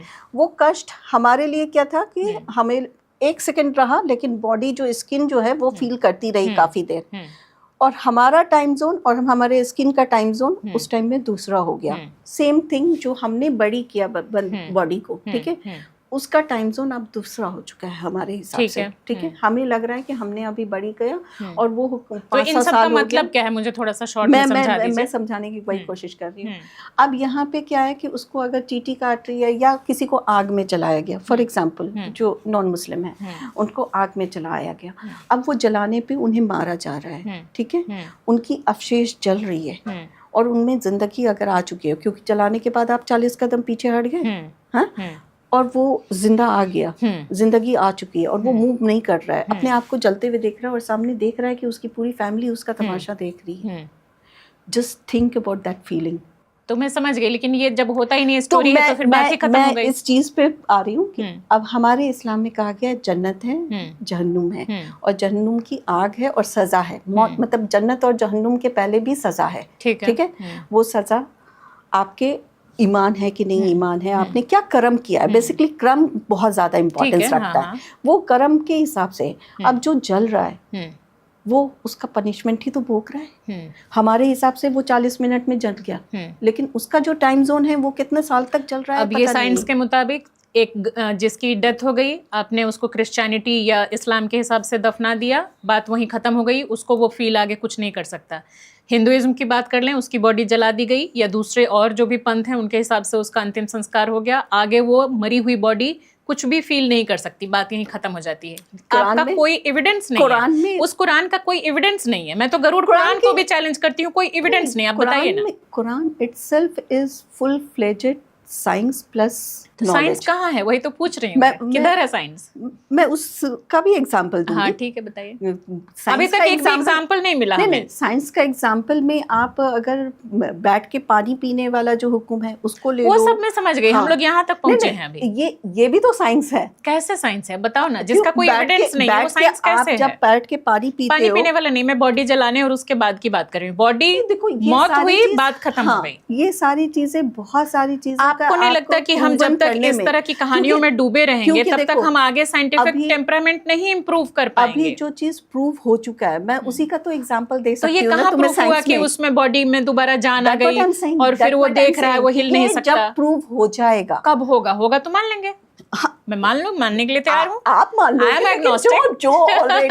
जो ऑलरेडी आई एम एग्नोस्टिक, मैं मानने के लिए पूरा तैयार हूँ। आई एम नॉट एथियस्ट, और मुझे पूरा मैं तैयार यकीन हूँ। है कि आप बहुत अच्छी तरीके से बहुत सारी चीजें मानिएगा जब आपको मान सही लेंगे, तरीके होगा तो से- मान लेंगे। जब आपको सही तरीके से उसका इंटरप्रिटेशन और सही तरीके से मिले उसे तो दिखाया मैं तो हर जाएगा। धर्म को चैलेंज कर रही हूँ, That's what दिखाओ I'm ना, मैं saying. मानने को तैयार हूँ। That's what I'm saying कि अब यहाँ पे आपने पानी का एग्जांपल जहाँ पे आया, आपने बोला कि ये तो हम मान चुके हैं। मान तो ये चुके भी हैं तो- नहीं, वो साइंटिफिकली वो प्रूवन है कि बैठ के पिएगा, चलो उसकी किडनी पे ज्यादा असर नहीं पड़ेगा, वो ये डॉक्टर भी बोल अब रहा है। proven हुआ ना। नहीं, अब लेकिन क्या, 14 अब साल वैसे पहले थोड़ी प्रूवन था। आप 14 साल पहले की बात कर रही हैं। कोई दूसरा धर्म है, हिंदुइज्म है, सनातन है, वो 5000 साल पहले दिखा दे रहा है किताबों में कि इसमें है। उन सब का क्या मतलब है? जो है उसको तो मान ही रहे हैं, उसको कहाँ खारिज कर रहे हैं? जो नहीं है उसको क्यों आप लोग लेके चल रहे हैं? उसको खारिज करिए ना। नहीं, उसको क्यों खारिज करें? जो चीज उस टाइम में जो नहीं चीज था। उस समय भी पता श्वेता, है, आग जब 5000 ये- साल पहले भी आप जब- जलाते थे, आज भी जला रहे हैं, तो वो हाँ। उसमें क्या ऐसा है जो कि उसमें अलग है? आग तो उसमें लिखा जाए ना कि हाँ भाई आग ऐसे आविष्कार हुआ, पत्थरों से पत्थर को टकराया गया, और बिल्कुल। मेसोपोटामिया और सबकी बात हम करते ही हैं। बिल्कुल, तो वो तो ऑलरेडी प्रूवन है ना, आप उस पे क्यों जा रही है? जो नहीं प्रूवन है उसको मैं प्रूव वही कीजिए कहना ना। चाह रही हूँ कि ये प्रूवन कब हुआ? ये प्रूवन आज हुआ। उससे पहले लोगों को भी यही क्वेश्चन था कि ये प्रूवन नहीं है, ये क्यों माने? तो जो चीज तो अभी जो तक चीज प्रूव time के नहीं साथ है, prove होता तो जब तक जाएगा। उसको अंधविश्वास क्यों नहीं मान लेते हैं? जब प्रूव हो तो आप बता दो कि हाँ बॉडी में जान आई, सबने यानी- देखा, साइंस ने मान लिया। यानी आप उसी तरह से बात कर रहे हो जैसे कि कोर्ट में आजकल सिस्टम हो गया है कि एक इंसान जो कि कल्प्रिट है उसको हम लोग कल्प्रिट मान के ही एक्शन ले रहे हैं, जबकि नहीं, बिल्कुल नहीं। जब तक फाइनल वर्डिक्ट नहीं आ जाता कि नहीं, उसके वही ऊपर तो वो हो रहा है। इल्जाम साबित वही हो, तो हो रहा है। एविडेंस जुटाने का कोई मतलब होता है? वही तो हो रहा है। पुलिस के पास जब आप केस जाता है तो example- एविडेंस जुटाए जाते हैं एग्जाम्पल ना। ले लीजिए, आम आदमी पार्टी का जब केस फाइल हुआ तो इट वाज डिक्लेयर्ड कि ये प्रूव करें। कौन प्रूव करे? जो उसको कल्प्रिट बनाया गया है। नहीं, ये उसकी जिम्मेदारी नहीं होती है। जिसको कल्प्रिट ये बनाया पुलिस की गया है। जिम्मेदारी होती है, ये जांच एजेंसियों की जिम्मेदारी होती है कि वो तो उसको प्रूव उन्होंने करें। क्या किया उसके लिए? इतना देखिए, आप पार्टी में हजारों मत का- जाइए, नहीं तो फिर अलग अलग पार्टियों की बात होगी। आप अपनी पार्टी का नाम मत लीजिए। अभी नहीं, हम मैं अपनी आप पार्टी की इस्लामिक नहीं, स्कॉलर हैं, आप आम आदमी पार्टी के हाँ, मेंबर नहीं है। नहीं, मैं उसके बारे में नहीं, मैं एक एग्जांपल दे रही हूँ हाँ। कि कल्प्रिट को आपने जो कहा ना कि नहीं, जब नहीं, prove उसका हो इससे- जाएगा, नहीं, जब उसका prove इससे हो लेना देना जाएगा, नहीं है। तब हम समझेंगे, तब तक हम इस चीज को आपने जो- दायरे से हटा दें। मैम, तो आपने मैं जो- वही कह रही हूँ आपने जो एग्जांपल दिया ना, वो यहाँ पे मैच नहीं करता, क्योंकि एक ही फॉर्मूले से सारे मैथ के सवाल नहीं सॉल्व होते। तो आप जो एग्जांपल दे रही हैं कोर्ट वाला, वो मेरे वाले सवाल से मैच नहीं है। मैं आपको दूसरे तरह से समझा आप देती समझाओ हूँ। ना, मैं तो वेट कर रही हूँ। मैं दूसरे मैं तो तरह से समझना समझा चाह रही देती हूँ। मैं तो हर किसी से कि- पूछती हूँ, समझाओ मुझे। मैं दूसरे तरह से समझा हाँ, आप देती हूँ। समझाओ। फॉर एग्जाम्पल, आपने कहा कि ठीक है ये चीज़ आज के डेट में हम हटा देते हैं, कल जब ये प्रूव हो जाएगा तो हम इस पे बात करेंगे। ठीक है। ये अगर हम अपनी लॉजिक से हटा देते हैं हाँ। तो इस पे कोई साइंटिफिक रिसर्च ही नहीं करेगा, इसके ऊपर बात ही नहीं करेगा। आज हमने कहा कि पेन के लिए लीड चाहिए तो लीड की डिस्कवर की गई, लेकिन अगर हमें लीड की इम्पोर्टेंस नहीं पता होती तो उसे डिस्कवर ही नहीं किया जाता। जिस तरह जब से हमने for example, हमने जब प्रोग्राम शुरू किया था तो आपने कहा ना, मैंने पूछा कि एक मजहबी होना ज़्यादा ज़रूरी है, ये रैशनल और साइंटिफिक टेम्परामेंट और ह्यूमैनिटी होना किसी में भी वो ज़्यादा ज़रूरी है। तो आपने कहा ना कि ह्यूमैनिटी होना ज़्यादा ज़रूरी है, और आपने ये भी कहा कि मजहब जो है वो ह्यूमैनिटी होना ही हमें सिखाता है। रैशनल वाले पे आपने चलो थोड़ा सा उस पर आप बैक गई, लेकिन अब एक बात बताइए कि मॉडर्न लोकतांत्रिक समाज में, जो कि हमारा देश भी है, भारत भी भगवान की दया से वो है या अल्लाह की दया से वो है कि हम लोकतांत्रिक देश हैं अभी तक, तो उसमें लोगों को मोमिन, काफिर और मुशरिक में बांट दिया अगर, तो वो ह्यूमैनिज्म बचा कहाँ? ह्यूमैनिटी बची कहाँ? बराबरी की बात रही कहाँ? और उस बेसिस पर अगर काफिरों से जजिया कर वगैरह सब कुछ वसूला गया तो वो ह्यूमैनिटी और बराबरी बची कहाँ? ये तो बताइए। देखो, अब यहाँ पे एक चीज़ एग्जांपल समझो, निज़ाम होती है हर तरह की। हमारे भी गवर्नमेंट की आज निज़ाम है। हमने टैक्सेशन का बात स्टार्ट किया था, फिर वो डाइवर्ट हो गया था। हाँ, बताइए उसको। तो अब ये जो टैक्सेशन का है, हमारे इस्लाम में आपने रमज़ान के टाइम में सुना होगा कि ज़कात का सिस्टम है, बहुत अच्छी तरह से सुना होगा। वो जो दान देते हैं, हाँ, दान देते हैं, उसमें हमारे यहाँ तो सिर्फ 2.5% है, जबकि पंजाबियों का यहाँ 10 दशांक है। ठीक है, इस 2.5% का निज़ाम ये था कि ये जो कलेक्शन होता था या जो वक्फ कर दिया जाता है, आजकल वक्फ पे भी इतना सारा बात चल रहा है, उसको छोड़िए, उस पे नहीं नहीं जाएंगे। नहीं, मतलब मैं आपको समझाने के लिए बता ठीक है, मैं तो समझ जो गई। वक्फ कर दिया जाता था, ये सारे अमाउंट एक जगह इकट्ठा होते थे, ठीक है, इन्हें टैक्स माना जाता था।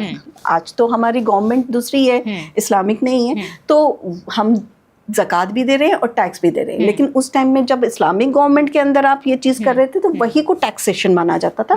उससे फैसिलिटी क्या होती थी, आपकी रोड बन रही है, तो आपकी निज़ाम हो रहा था। वो सिर्फ काफिरों से क्यों लिया जाता था? नहीं, सबसे है, सबसे अलग अलग टाइम पे नहीं है, यहाँ तक कि इंडिया पे भी आप हिस्ट्री अगर पढ़ी होंगी तो आपको मिल जाएगा। आप जजिया का जो बात कर रहे हैं, सारे जो हमारे यहाँ के जो मुगल थे, सारे शासकों ने भले नहीं लिया, लेकिन अधिकतर ने लिया है, जजिया लिया है, नॉन मुस्लिम से ही लिया, बिल्कुल लिया है। और टीपू सुल्तान ने एक जजिया को कैंसिल भी किया था, जो कि ब्रेस्ट शोइंग पे जजिया था, ठीक है, उसको बजाते उन्होंने हटाया भी था।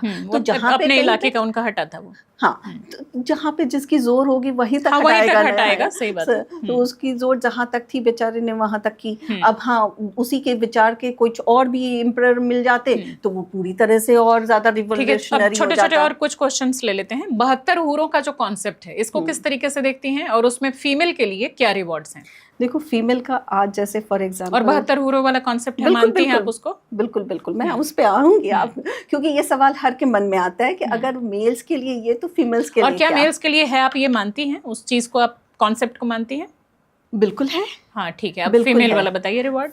फीमेल के लिए देखो, फीमेल एक ऐसी नाजुक चीज है, मतलब नाजुक क्यों? आज के डेट में तो कुछ नाजुक बचा नहीं, दोनों हर तरह का काम कर रहे हैं, बिल्कुल हर तरह का काम कर रहे हैं, तो नाजुक आपने कैसे बोला? लेकिन हमें सेंसिटिविटी में ज्यादा माना गया है, ठीक है, थोड़ा बहुत मान सकते हैं। हमें इमोशनल में ज्यादा माना गया है, उस पर भी काम कर रही है महिलाएं, अब इमोशनैलिटी भी उनकी कम हो रही है। हाँ, कम हो रही है, क्योंकि इस तरह का माहौल बना दिया गया है, ऐसी दुनिया में जंग करना पड़ रहा है। आज अगर हम बाहर निकलेंगे और हम सोचेंगे कि कल मेरे को कोई कुछ बोल दिया, उस वजह से हम घर में बैठ जाए, तो फिर तो हम हो गया काम, फिर तो हम कर लिए, तो वो चीज हम नहीं कर रहे हैं। तो इसीलिए अल्लाह पाक ने बज़ाब्ते जो हक मर्दों को दिया है वही हक औरतों को दिया है, इसका कोई डिफरेंशिएट नहीं है। तो लेकिन हमें 72 हूरों की तरह इनको भी 72 हूर मिलेंगे वहाँ?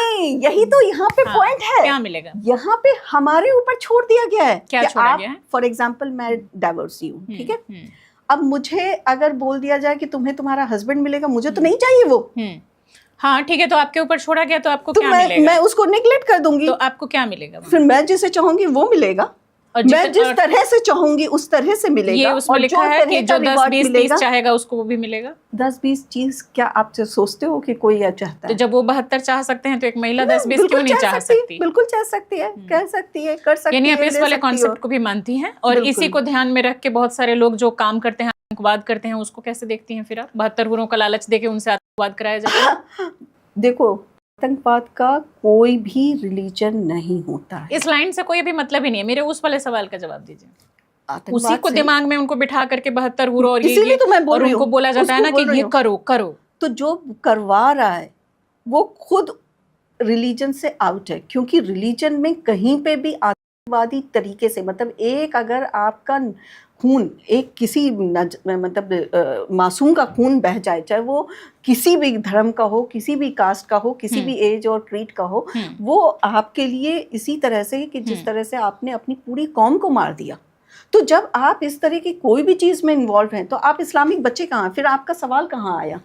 सफिया बिन्त हुये के साथ जो हुआ उसको आप सही मानती हैं? किस नज़रिए से देखती हैं? और किसी के पति को मार दो और उसके बाद उसके साथ निकाह करो, ये कहीं से क्राइम के अलावा कुछ और है?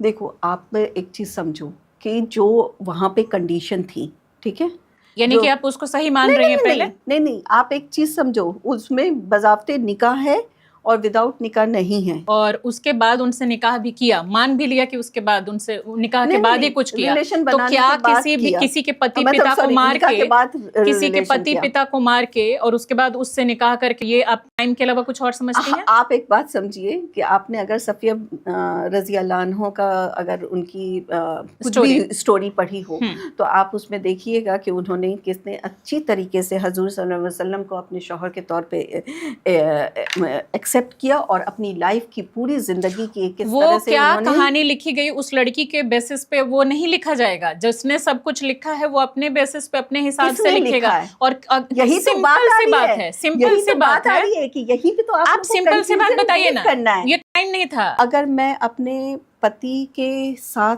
खुश नहीं हूँ और कोई कैसे आके पता कि वो खुश नहीं हो? तो युद्ध में मारा गया था, उसका पति पिता दोनों को मार दिया गया युद्ध में। वो लड़की खुश नहीं थी, किसको पता? और 6 साल की बच्ची से जब उन्होंने निकाह किया वो सही था, और 18 साल की उम्र में जब वो, यानी कि 18 साल की जब वो लड़की हुई और उसके पति मर गए, यानी कि हजरत मोहम्मद साहब की मैं बात कर रही हूँ, तो वो बोल के गए कि आगे तुम किसी और के साथ नहीं संबंध बना सकती। ये उस लड़की के साथ सही था? अम्मा आयशा के बारे में आप बात कर बिल्कुल, रहे हो। आयशा अम्मा की बात कर रही हूँ। अम्मा आयशा के बारे में बोल जब दिया आप कि बात अब कर ये रहे हो, अम्मा है, अब कोई इनसे निकाह नहीं कर सकता, सबकी अम्मा है ये। देखो जितने भी पैगंबर और आए 6 हैं, साल की उम्र में जितने बच्ची भी से शादी। पैगंबर आए हैं, उनकी जो वाइफ बनी उनके साथ किसी भी नॉर्मल इंसान का निकाह मना है। और जो चीजें हुई उन लोगों के साथ, दोनों लड़कियों के साथ, उसको कैसे देखते हैं? दोनों लड़कियों के साथ आयशा रजी अल्लाह नो कि आप उनका टाइम जोन 1 सेकंड के लिए छोड़ दो, ठीक है? मुझे आप बताओ, आप साइंस की स्टूडेंट हो, आप ये बताओ कि आजकल मैच्योरिटी किस एज में हो रही है? वहाँ 6 साल की बच्ची की बात हो रही है। मैच्योरिटी 18 साल से पहले शादी नहीं हो सकती। मैं 18 अब उस समय की भी अगर बात 16 साल में हो मान रही लिया है 6 US साल में उस समय बच्ची की हो सकती थी। 6 साल की बच्ची का कोई कंसेंट मायने रखता है? 6 साल की उस जमाने में आप बोलती हैं कि 6 होता साल होगा? नहीं, 9 साल की उम्र में हुई 6 साल में तो निकाह हुआ ना उससे। निकाह होने से क्या होता है? 9 साथ में साल तो की नहीं उम्र रहे। में उसके साथ आप अब प्यूबर्टी पे जाएंगे कि 9 साल की उम्र में उसके साथ बना लिया तो क्या बुरा किया? आज के टाइम में मैं उस चीज़ को एक्सेप्ट इसलिए नहीं कर पा रही हूँ क्योंकि यहाँ पे हमें पता है कि हम किस तरह से अपनी सोसाइटी में अपनी बच्ची को हमारे लिए खड़ा करना ज़्यादा इम्पोर्टेंट हो गया। उस टाइम में वहाँ पे किफ़ालत की सिस्टम थी, क्योंकि हर एक बच्ची वहाँ पे बेची जाती थी, हर दूसरे दिन खरीदी जाती थी और बेची जाती थी। सऊदी का निज़ाम उस टाइम क्या था जब हजूर सल्लल्लाहु अलैहि वसल्लम आए, पैदा हुए, वहाँ पे बच्चियों को जिंदा दफना दिया जाता था, बताते दूध में शीशा पीस के उन्हें पिला के दफना दिया जाता था। है जिसको हम मान रहे हैं कि वो पैगंबर हैं, हाँ। तो उनसे तो उम्मीद करेंगे ना कि वो सही कदम उठाएं। उन्होंने बिल्कुल सही कदम उठाया। आपके हिसाब से ये सारा सही था? जिस टाइम में आयशा अम्मा को मैच्योरिटी आ चुकी है, उनको सेंस है, बस आपने वो प्यार की उनकी मिसाल दी जाती है। वही जो हमारे दर्शक जो अभी देख रहे होंगे वो खुद डिसाइड करेंगे ना कि अगर ये हुआ तो क्यों हुआ। के टाइम में भी आपने कहा कि ये चीजें हमें कैसे पता कि उन्होंने क्या कही, तो मैं आपको बता जो लिखा है चलो उसी को मान लेते हैं। लिखा जो है वो हदीस है, ठीक है, और उसी को मान हदीस लेते को हैं। आज के किसी ने नहीं लिखा। जिस तरह से कुरान डे 1 से लेके आज तक नहीं बदला गया, उसी तरह से हदीस हमारी जो लिखाई गई है उसमें 90% हदीस आयशा रजी अल्लाह के अन्हों के मुंह की जबानी से है, और इसीलिए आयशा रजी अल्लाह अन्हों को बाज़ाब्ते बहुत सारी चीजों में उनको रिस्पेक्टफुली बहुत सारी। ठीक है, अगला सवाल ले लेते हैं। जाता है बनु कुरैजा कबीले पर जब हजरत मोहम्मद साहब ने हमला किया तो वहां लगभग 700 से 800 लोगों को मारा गया, और उसमें जो 14 साल से नीचे के जो बच्चे थे उनको बंधक बनाया गया, महिलाओं और बच्चियों को बंधक बनाया गया, उनके साथ बाद में संबंध बनाए गए और उतने लोगों को मार दिया गया। क्या ये उन लोगों के साथ विश्वासघात नहीं था? इन पर विश्वासघात के आरोप लगे, अमानवीय कहा गया, क्या ये अमानवीय नहीं था? एक बात बताइए, जिस टाइम में फौज द फर्स्ट, आज दूसरे उस ज़माने का छोड़ दीजिए, आप आज इज़राइल और गाज़ा का एग्जांपल ले लीजिए या फ़लस्तीन का एग्जांपल ले, वहाँ पे ज़बरदस्ती उन लोगों के साथ किया जा रहा है। ये क्रुएलिटी है, वो पैगंबर हैं, दोनों में फ़र्क नहीं है। मैं वहीं पे आ रही हूँ, मैं आपको एक्सप्लेन करना चाह रही हूँ डिफरेंस, इसीलिए मैंने यहाँ का एग्जांपल उठाया, ठीक है? अब वहाँ पे ऑर्गन्स भी निकाले जा रहे हैं, उनके साथ सब हो रहा है, सब मान लिया, चलिए मान लिया, सारा चीज़ हो रहा है, क्रुएलिटी हो रही है, ठीक है? यहाँ पे जब आप बात करते हैं तो बज़ाब्ते उन्हें किसी के भी शौहर या हस्बैंड को मर जाने के बाद क्या होता है कि वो बच्चियों को नीलामी की जाती थी। सऊदी में या गल्फ में ये उस टाइम का निज़ाम था, जिस टाइम में हमारे हजूर सल्लल्लाहु अलैहि वसल्लम अपनी इस्लामिक बुनियाद को फैला रहे थे कि इस औरतों को किस तरह से इज्जत देना है। जो इंडिया पर जिन लोगों ने हमले किए, दुनिया के अलग अलग हिस्सों पे जिन लोगों ने हमले किए, उनको हमने बारबरिक कहा। ये हमारे पैगंबर हैं, हम उनको बारबरिक बोल रहे थे। जिन्होंने भी हमले किए और लोगों को मारा, बेवजह ज़मीन कब्जाने की कोशिश की, वो चाहे मुस्लिम रहे हों, दूसरे लोग रहे हों या फिर हिंदू रहे हों। यहाँ के भी राजा एक दूसरे पे हमला करते थे, एक दूसरे के स्टेट्स पे हमला करके उनको बंधक बनाया जाता था, उनसे टैक्स बाद में लिया जाता था। तो उनको हम बार्बरिक बोलते हैं, उन हमलावरों को जो इस तरीके से किसी को सीधे जाकर के मार दे रहे हैं, महिलाओं को अपने कब्जे में ले रहे हैं। लेकिन उनको पैगंबर कहा जा रहा है, उनसे हम बहुत हाई मोरालिटी की उम्मीद करेंगे। मेरा सवाल सिर्फ इसलिए बिल्कुल बिल्कुल आपका बिल्कुल सही सवाल है, और उसी सवाल का मैं जवाब देने की कोशिश कर रही हूँ कि आप एक चीज़ समझिए, जहाँ पे बच्चियों को नीलाम किया जा रहा है वहाँ पे उन्हें निकाह का एक जरिया दिया जा रहा है कि उन्हें इज्जत के साथ अपनी जिंदगी, कि उनके पति भाई सबको मार दो और उनके साथ निकाह कर लो। देखो, अब रिवॉल्ट अगर किसी के साथ है तो दुश्मन के साथ तो आप दुश्मनी करेंगे। कभी भी इस्लामिक वॉर, आप पूरा हिस्ट्री निकाल के देख लीजिए, खासतौर से हजूर सल्लल्लाहु अलैहि वसल्लम से लेके खलीफा तक, जो लास्ट खलीफा तक रहे, उन तक आप देख लीजिए, कोई भी ऐसी वॉर नहीं हुई जिसमें पहल इस्लाम की तरफ से किया गया हो। बहुत सारी ऐसी वॉर हुई हैं जिसमें कि शुरुआत की गई है। इस्लाम में भी एक दूसरे पर भी वॉर हुई है। इस्लाम में एक दूसरे के पास बिल्कुल हुई है। लेकिन जब हजूर सल्लल्लाहु अलैहि वसल्लम और पैगंबर दीन की बात कर रहे हैं, चाहे वो आप यरूशलेम का हिस्ट्री निकाल के देखिए, मोरालिटी जो होती है ना, इस्लाम का निकाल के देख लीजिए, वो मैं समझ गई। या आप यहूद में आप सुलेमान रजी अल्लाह के बाद हमारे मूसा मैंने पढ़ी है, मूसा अलैहिस्सलाम का मोरालिटी जो होती है ना, वो टाइम बाउंड नहीं होती। मोरालिटी होती है, और उस जमाने में भी अगर कोई किसी ने किसी के साथ गलत किया तो उसको हम गलत माने। मेरा बस इतना कहना है। नहीं, बिल्कुल गलत को गलत माना चाहिए, लेकिन बहुत गलत को सही करने के लिए आप एक बैग से ये नहीं बोल सकते आप कोई वहां पे डिक्टेटर नहीं हो। हाँ, आप नहीं, अपनी लाइफ में के जरिए से दूसरी को टीचिंग दे रहे हो। आज लोग जो बोलते हैं ना कि अच्छा, इस्लाम में बंदूक के नोक पे या ऐसे के नोक पे, बिल्कुल नहीं। अगर वो होता तब तो वहां पे सीधे सबको खत्म कर दिया जाता और सबको बोल दिया जाता कि अब तुम शामिल हो गए। इस्लाम में महिलाओं को कम अकल कहा गया है। आज के डेट में आप देख रहे हैं कि महिलाएं हर फील्ड में अपना परचम लहरा रही हैं। तो ऐसा तो हुआ नहीं होगा कि 1000 साल पहले उनकी बुद्धि कुछ कम रही होगी। इसको क्या आज के डेट में भी वही एग्जैक्ट मानने की जरूरत है, आपको लगता है?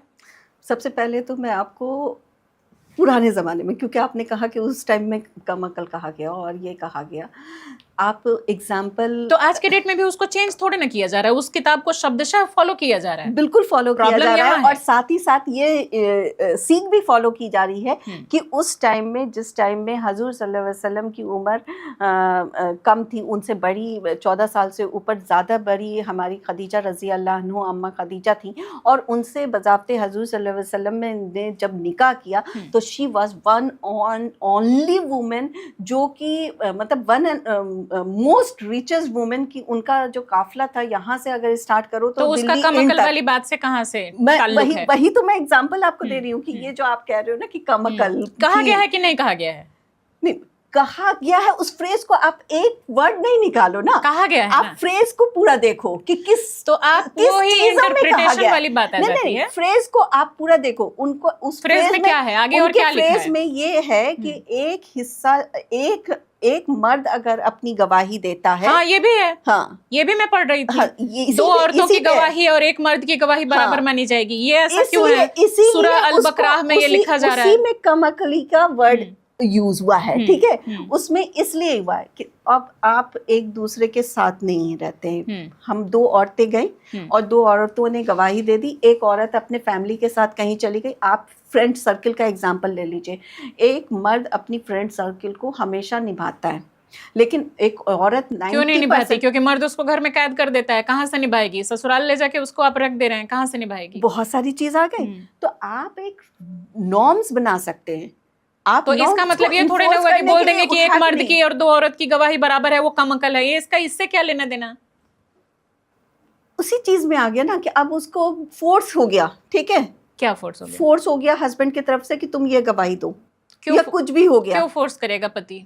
आज के जमाने में इतना कुछ हो रहा है, तो आप उस टाइम की बात कर रहे हो। उन्हीं किताबों की वजह से ये सारी प्रॉब्लम है ना। नहीं, उन किताबों में जो लिख दिया गया कि महिला ऐसे, महिला वैसे, वो कम अकल, उसकी हैसियत कम, माशाल्लाह महिलाओं तो माना जा रहा है ना। सबसे ज्यादा जिस टाइम में पूरी तरह से बूचर खाने के तौर पे चल रहा था यूएस में, उस टाइम में हमारे हजूर सल्लल्लाहु अलैहि वसल्लम औरतों की इज्जत के लिए, तो उसका एग्जाम्पल दिखना चाहिए ना। एग्जाम्पल नहीं दिखेगा तो हम कैसे मानेंगे? तो आज के डेट में जो लिखा है कम अकल वाला, आज के डेट में उसको आप आउटडेटेड मानती हैं कि उसको नहीं मानना चाहिए?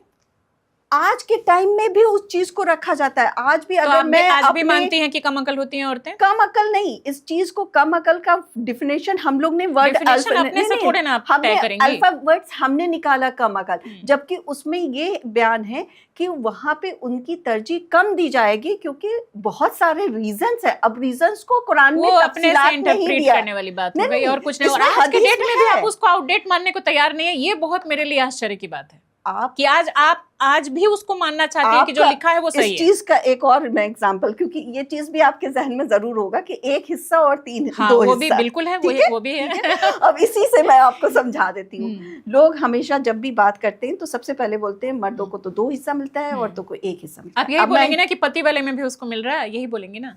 मैं बजाफ्ते आपको एक्सप्लेन करती हूँ क्योंकि मैंने इसका पूरा समझ गई। आप लोग आउटडेटेड मानने को कुछ तैयार ही नहीं है, क्या बात करें। इसमें हमारे मौज़िन, हमारे इमाम जो नमाज के टाइम में इबादत के पहले देते हैं तकवा, उन लोग की भी जिम्मेदारी है कि वो ये चीज को बार बार दोहराएं ताकि हमारे बच्चे इस चीज को सीखें। अब बोलिए थोड़ा सा, उसको बताइए ना। हाँ, तो उसमें सबसे पहले तो आप समझिए कि एक बच्ची जब पैदा होती है तो उसके हक में एक हिस्सा आ गया जो हंगामा होता है हर जगह, ठीक है।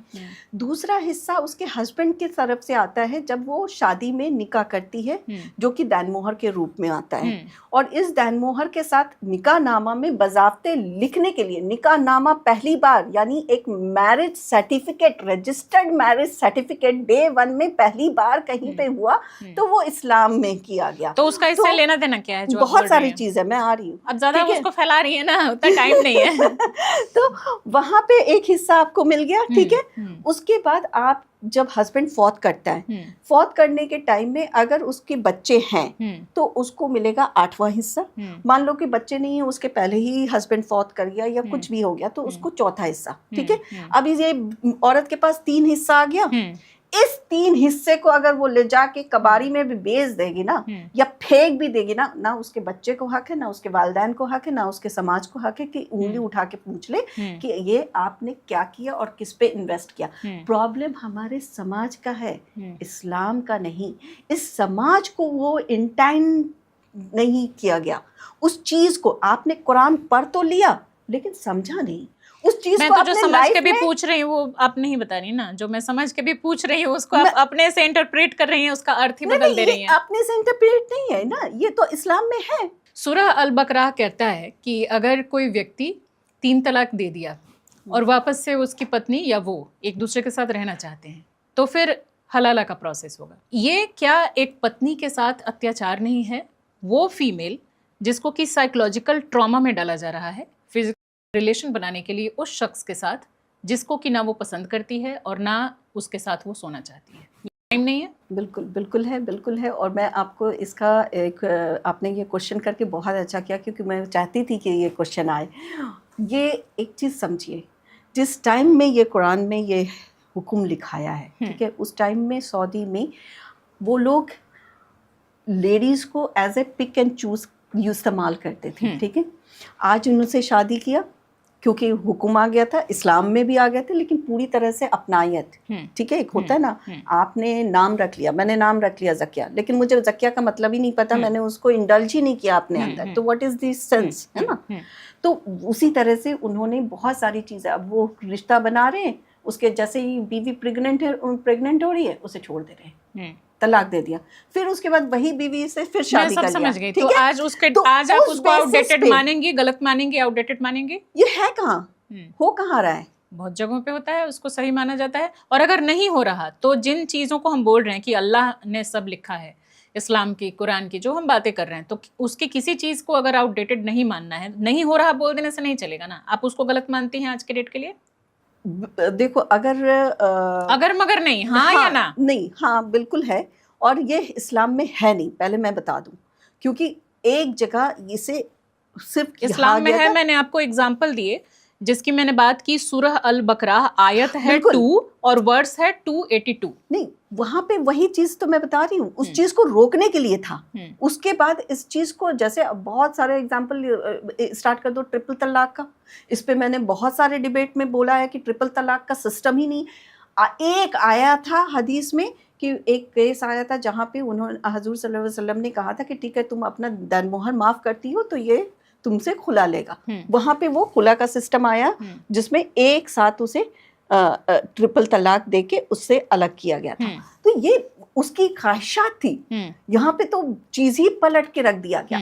अब वही चीज आ जाती है ना कि एक बुक है जिसमें सारा चीज लिखा है आपकी जिंदगी का, लेकिन उसको इंटरप्रेट करने वाला, उसको बताने वाला अपने तरीके से बता रहा है, और वहां पे प्रॉब्लम आ रही है। इसीलिए तो अल्लाह ने शुरू दिन से कहा कि सिर्फ कुरान को पढ़ना नहीं है, आपको उस चीज को समझना है और इंडल्ज करना है, क्योंकि जिस औरत को अपने हुकूक पता होंगे, ठीक है, तो वो सीधे बोल देगी ट्रिपल तलाक तो होता ही नहीं है, वो सीधे बोल देगी हलाला तो होता ही नहीं है।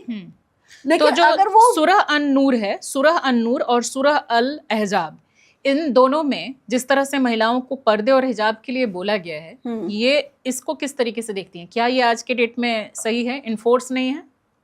उसमें तो मर्दों को भी बोला गया है। आप अफगानिस्तान तो सिर्फ के मर्दों महिलाओं को पर देख ही लीजिए। क्यों थोपा जाता है? मैं भारत की बात कर रही हूँ। हाँ, लेकिन देखो एग्जाम्पल तो ब्रॉडर देना पड़ेगा। इंडिया की बात करें ना, हमें तो इसको सुधारना इंडिया है ना। में तो बहुत सारे चीजें हैं जो औरतें भी और मर्दे भी ऐसे कर रहे हैं जो कि इस्लाम से बिल्कुल ही अलग है। और मेरा ही एग्जाम्पल ले लो, मैंने आज से 7 साल पहले हिजाब नहीं लेती थी और कोई मुझे फोर्स भी नहीं कर सकता था। जब मुझे लेकिन जहाँ फोर्स किया जाता है, अपनी मर्जी से ले रही है, उसकी कंडीशनिंग भी है, लेकिन जहाँ फोर्स किया जा रहा है उसको कैसे देखते हैं आप? फोर्स करना किसी भी चीज के लिए गलत है। जब आपके निकाह में फोर्स नहीं है, बजाफ्ते बच्ची की रजामंदी, पहले बच्ची से इजाजत, उसके बाद मर्द से इजाजत है। तो जहाँ पे इस्लाम को इतनी खूबसूरती से औरतों के हुकूक को लेते हुए बनाया गया, वहां पे फोर्स का तो क्वेश्चन ही नहीं आता। लेकिन हाँ, फिर वही चीज आती है, बुक है, बुक की इंटरप्रिटेशन दूसरे लोग कर रहे हैं जो कि इमामत बने हुए हैं, काजी बने हुए हैं। ठीक है, लेकिन आप अगर ब्रॉडली भी बोल रही हैं पूरे वर्ल्ड लेवल पर, तो ईरान और अफगानिस्तान की महिलाएं जो हैं वो कंपल्सरी हिजाब के खिलाफ प्रदर्शन कर रही हैं, और यहाँ हो रहा है कि नहीं नहीं तुमको लेना है। अलग अलग देशों में तो वही अलग अलग चीजें दिख रही हैं ना, एक ही धर्म की। ईरान में आपको पता होनी चाहिए कि सबसे ज्यादा एजुकेटेड महिलाएं हैं। अब एक बात बताइए, उसको छोड़ देते हैं, अभी ये बताइए कि हिजाब जो है ये, इसको आप किस तरीके से देखते हैं? हिजाब ऑपरेशन है या एम्पावरमेंट है? हिजाब इज योर डिग्निफाइड एम्पावरमेंट। आपको नहीं लगता कि वो कंडीशनिंग है, इस वजह से महिलाएं हिजाब लेती हैं? कंडीशनिंग वैसी ना हो नहीं लेंगी? बिल्कुल नहीं है, बिल्कुल कंडीशनिंग है। मुझे 100% दिखता है कंडीशनिंग है। किस तरह की कंडीशनिंग है? कंडीशनिंग है, उनको ये बता दिया गया है कि तुमको ये हिजाब लेना है, ये तभी तुम एक संस्कारी नारी कहलाओगी, जिस तरह से घूंघट को कहा जाता है। सिंपल सी बात है। उस तरह से तो फिर मर्दों को भी अपना नजर नीचे रखना है, उनको भी अपने घुटने तक के उनके लिए फिर मैं तो दिखता नहीं है मुझे कुछ भी। हाँ, मुझे तो यहाँ यही दिखता है कि लड़कियों की कंडीशनिंग की जाती है, लड़कों की तो कंडीशनिंग ही नहीं की जाती। श्वेता, कि आप ये चीज समझो कि कुरान बनाया गया सबको लेके, सारी हिदायत उसमें दी गई, लेकिन हिदायत जो इंटरप्रेट कर रहा है, जो उस चीज को एक्सेप्ट कर रहा है, वो अपनी पिक एंड चूज कर रहा है। तो जब आप पिक एंड चूज कर रहे हैं, बुक में भी तो है ना, बुक के भी इंटरप्रिटेशन को तो आप कभी बोल रही हैं कि ये सही है, ये गलत है, अपने तरीके से इसको किया गया, वहां भी तो पिक एंड चूज हो रहा है ना। नहीं, बुक में कोई पिक एंड चूज की सवाल ही नहीं होती है। हमने अभी 1 घंटे वही तो बात की। नहीं, पिक एंड चूज की बुक्स में तो, मतलब कुरान की बुक में तो आप इस चीज को कर ही नहीं सकते हैं। जो चीज डे 1 से आपका लिखा हुआ है, आज तक बदलाया नहीं, उसमें यही तो बताया जा रहा है कि डे 1 से लेके आज तक और आज के बाद। सूरह अल कमर में 54 वर्स 1 में कहा गया है चांद के 2 टुकड़े वाली बात, इसको सही मानते हैं आप? बिल्कुल हुई है, चांद के 2 टुकड़े किए गए थे, और तभी तो यहाँ के केरला से उठ के वो राजा गए थे जिन्होंने एक्सेप्ट किया था इस्लाम को। अब तो मुझे लगता है कि फिर साइंटिफिक टेम्परामेंट को हमें कहीं कूड़े में डाल देना चाहिए। तो फिर अब उस राजा को निकालो और उससे पूछो कि उन्होंने क्या देखा। फिर वही बात आ जाएगी कि अलग अलग 4,500 जो धर्म हैं, सबके तौर तरीके अलग हैं। कोई बोल रहा है कि सूरज को निकल गए थे हनुमान जी, कोई बोल रहा है कि चांद के 2 टुकड़े कर दिए थे, किसी ने कहा, आप ही ने कहा 7 दिन में ब्रह्मांड बना दिया। मतलब क्या चल रहा है? हम लोग साइंटिफिक टेम्परामेंट पे बात करेंगे या यही अंधविश्वास फैलाते रहेंगे? देखो, उन बुक्स को अब भी हम क्यों मान रहे हैं? उन बुक्स को जो जब नॉलेज नहीं थी लोगों को, और उस समय जो किताब आई लिखी गई, उसको आज भी हम कैसे लिटरल मान सकते हैं? कुरान और पैगंबर मोहम्मद सल्लल्लाहु अलैहि वसल्लम किसी एक के लिए नहीं, पूरी दुनिया के लिए आए हैं, और वो रहती दुनिया तक के लिए आए हैं। उसमें कोई भी चीज़ और कोई भी हिदायत ऐसी नहीं दी गई है जो आज के हिसाब से ना हो सके या ना लागू किया जा सके। टैक्सेशन से लेके आपके वुमेन्स राइट से लेके हिजाब से लेके क्वेश्चनिंग को ही रोक देता है। आपका जो मजहब है वो क्वेश्चनिंग को ही रोक देता है। जब क्वेश्चनिंग ही रोक दिया तो फिर बच्चे हमारे जो देख रहे हैं प्रोग्राम को, जो हमारे पढ़ने वाले बच्चे हैं, जो यूथ है, जो जेंजी है, उनको क्वेश्चनिंग ही नहीं, क्वेश्चनिंग सबसे बड़ा हथियार होता है। जहां उससे रोक दिया गया कि जो लिख दिया गया तुमको मानना है, बात खत्म, वहीं पे उनका ग्रोथ खत्म हो गया, उनके सोचने समझने की क्षमता खत्म हो गई। ये चीज आप कह रहे हो कि वो क्वेश्चनिंग रुक गई। मैं कहती हूँ कि वो जब बच्चा पढ़ेगा और उसको तालीम में हिदायत के साथ, उस चीज़ के तर्जुमा के साथ, उसके तफसील के साथ समझेगा, तो वो आप और मुझसे ज़्यादा बेटर निकलेगा। वो एक बेटर अंधविश्वासी बनेगा, सुपरस्टिशियस पर्सन बनेगा और कुछ नहीं बनेगा। अंडरस्टैंड, जो भी लोग अब चीज़ को खोजना शुरू करते हैं। आज मैं अगर शुरू करूंगी खोजना कि मुझे एक रोबोट बनाना है, उसके लिए मुझे क्या क्या चीज़ चाहिए, तभी मैं उस रोबोट के हिसाब से जाऊंगी।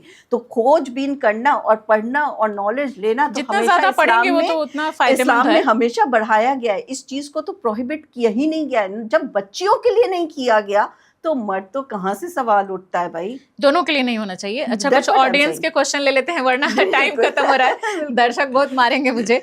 बहुत सारे सवाल उन लोगों ने लिख रखे हैं। संदीप राइट्स 77 ये इंस्टाग्राम पे इन्होंने क्वेश्चन लिया है कि एक महिला विद्वान होने के बावजूद वो पुरुषों की जमात यानी प्रार्थना का नेतृत्व क्यों नहीं कर सकती? यदि ज्ञान ILM ही मापदंड है तो लिंग यहाँ बाधा क्यों बनता है? इनका सवाल है। देखो, यहाँ पे आपको बहुत अच्छी एग्जांपल मैं दे सकती हूँ कि खदीजा रज़ी अल्लाह अन्हा जब इतनी बड़ी उन्होंने उस टाइम में तजारती काफिला लेके चलती थी। मैंने बताया यहाँ से शुरू होता था, दिल्ली इंड तक उनका काफिला रहता था। मतलब एक देश से दूसरे देश में वो क्रॉस करता था, काफिला इतना लंबा था, ठीक है, उनके ऊँटों का।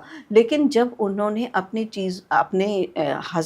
निकाह में आई तो हजूर सल्लल्लाहु अलैहि वसल्लम का सबसे पहला जो डिमांड था कि आप अपनी सारी दौलत को वक्फ करके आइएगा, कि कल को कोई ये ऑब्जेक्शन ना उठाए। थोड़ा छोटे-छोटे में जवाब देंगी ना तो 5-6 सवाल और ले लूंगी। ओके तो ये कोई ऑब्जेक्शन ना उठाए। तो हर चीज की एक हिदायत बना दी गई है। अब पाकी नापाकी होती है औरतों में, ठीक है। अगर आप कहीं की इमामत कर रही हैं तो वहाँ पे इमाम एक ही रहते हैं, ठीक है। इमामत आप कर सकती हैं और बज़ाब्ते हम इमामत करती, मैं खुद करती हूँ इमामत। कहाँ? औरतों के भी जमात में। आप मर्दों के आगे खड़े होके तो नहीं कीजिएगा ना, बिकॉज आपके पढ़ने का, ड्रेसअप का, हर एक चीज ऐसा नहीं है। बहुत धर्मों में एक साथ जा सकते हैं, क्रिश्चियनिटी में भी है, मंदिरों में भी औरत मर्द सब एक साथ जाते हैं, बच्चे बूढ़े सब जाते हैं, एक साथ पूजा करते हैं, दर्शन करते हैं। जाना तो हमारे यहाँ भी है। कहाँ मंदिर मस्जिदों में महिलाएं अलाउ नहीं है, उनकी अलग मस्जिद बना रखा है, वो भी बहुत कम संख्या है। आप ओखला में चले जाइए बड़ी मस्जिद में, वहाँ पे बजाते तरावी की नमाज दोनों अलग अलग। मैं पूरे देश की बात कर रही हूँ, पूरे देश की बात कर रही हूँ, पूरे देश में। सऊदी में भी है। मोहम्मद हंजाला कुरैशी हैं, इनका सवाल है, अगर किसी इंसान तक सही तरीके से दीन पहुंचा ही नहीं तो उसका हिजाब कैसे होगा? ये इनका सवाल है। देखो, जिसको फॉर एग्जाम्पल अगर मुझे पता है, मैं एक इस्लामिक स्कॉलर बन के बैठी हूँ और मुझे नॉलेज है और फिर भी मैं गलती कर रही हूँ तो मेरी गुनाह का अजाब ज्यादा है। अच्छा। और जिसे पता नहीं है, जिस तक हिदायत नहीं पहुंची, कम और तो डिफरेंट सा बात है, उसे कम या ना भी हो, अल्लाह माफ करने वाला है। नास्तिक पुरुष नाम से एक अकाउंट है, इन्होंने पूछा है कॉन्स्टिट्यूशन में भी अमेंडमेंट्स होते हैं तो आखिर ऐसा क्यों कहा जाता है कि कुरान हमेशा के लिए सही रहेगी? क्योंकि कुरान, मैंने जैसे बोला ना कि कुरान और हजूर सल्लल्लाहु अलैहि वसल्लम इन्हें किसी एक जमात के लिए, एक तबके के लिए नहीं बना के भेजा। आज अगर मैं बोलूँ मेरे हजूर, गलत है। वो पूरे दुनिया के लिए है, वो सबके लिए हिदायत छोड़ के गए। जो हिदायत समझ जाए, जो उनकी टीचिंग को समझ जाए, जो कुरान को पढ़ ले, उसकी नॉलेज को अपने अंदर इनबिल्ट कर ले, वो सारी चीज़ समझ जाएगा। ठीक है, अगला सवाल है ANSK 767276, पता नहीं कैसा इनका है। क्या धर्म इंसान के लिए बना है या इंसान धर्म के लिए, और जब समय बदलता है तो किसे बदलना चाहिए?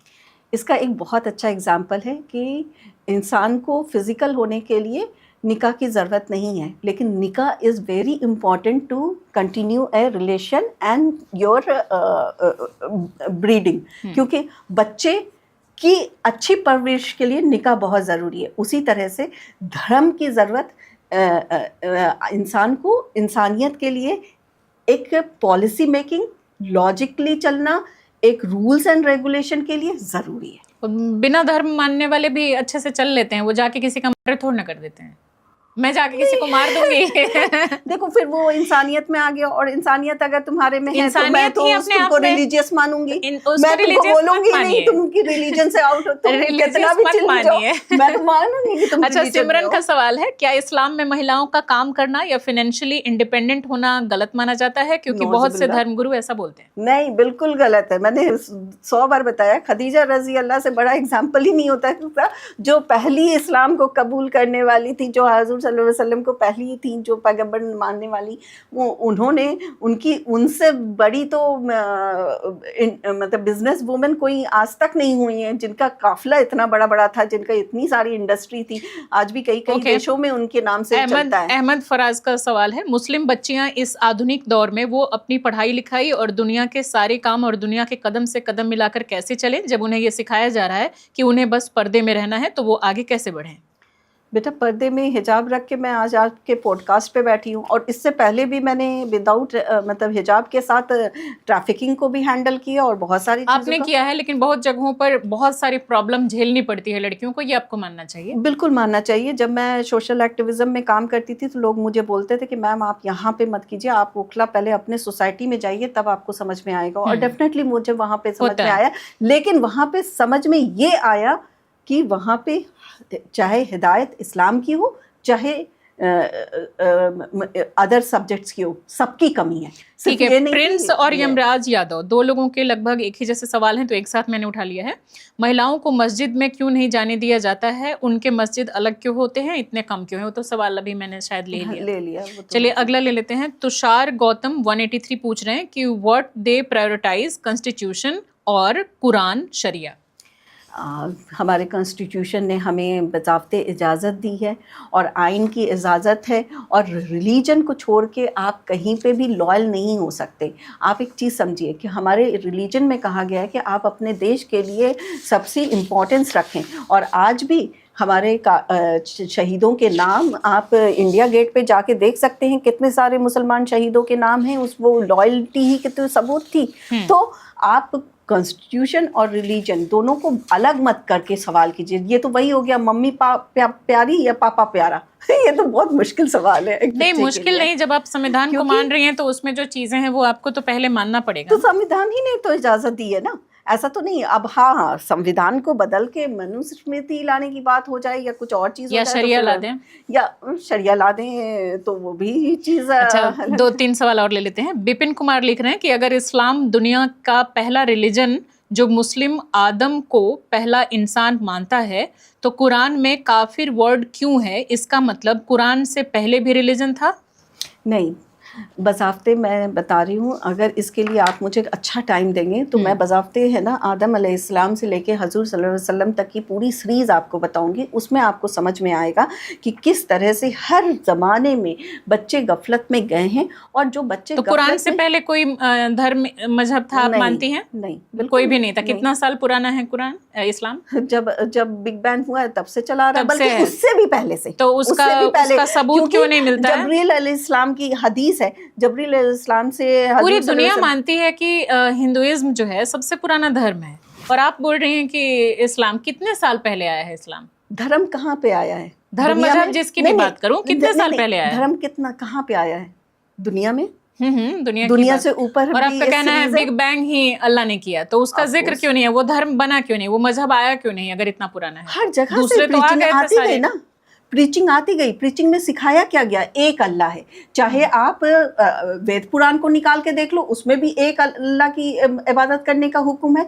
ऐसा नहीं है कि आप इतने सारे मूर्तियों को बना के पूजा कीजिए, बिल्कुल हुक्म है एक अल्लाह की इबादत। सवाल तो बहुत हैं, लेकिन हमारा समय चूंकि खत्म हो रहा है क्योंकि एक थोड़ा सा ड्यूरेशन नॉर्मल रखना होता है, नहीं तो पता चले कि मैं जितना बहस करती हूँ और जितनी तो शायद मेरा शाम तक रात तक चला जाएगा, 4-5 घंटे भी मुझे कम पड़ जाएंगे। और बहुत आपको मुबारक हो कि आप इस तरह की चीज़ों को लोगों के बीच में ला रहे हैं, क्योंकि बच्चों के सवाल बिल्कुल उनके ऑनेस्ट तरीके से उनके जवाब को जानना चाहिए। क्योंकि आज अगर बच्चे नहीं समझेंगे कि है क्या, तो उनके मन में एक डेफिनेटली है कि एक कॉन्फ्लिक्ट रहेगी, और वो फिर ना उनको अच्छा इंसान और ना ही अच्छा मुसलमान, कुछ भी नहीं बनने आपके देगा। साथ और आगे भी करेंगे हम एपिसोड जिसमें कि इनके ज्यादा सवाल और लेंगे, बिल्कुल। और मैं फिर कोशिश करूंगी कि एक एपिसोड में सिर्फ इन्हीं के सवाल लूं, मैं अपने सवाल ना लूं, क्योंकि आपके साथ पहली बार था तो मेरे जो क्यूरियस सवाल थे मैंने उनको लेने की भी कोशिश की। बिल्कुल, तो बिल्कुल। आप स्टूडियो में आए इसके लिए बहुत बहुत शुक्रिया, और आपसे शुक्रिया। बातचीत करके Thank बहुत you. मजा आया,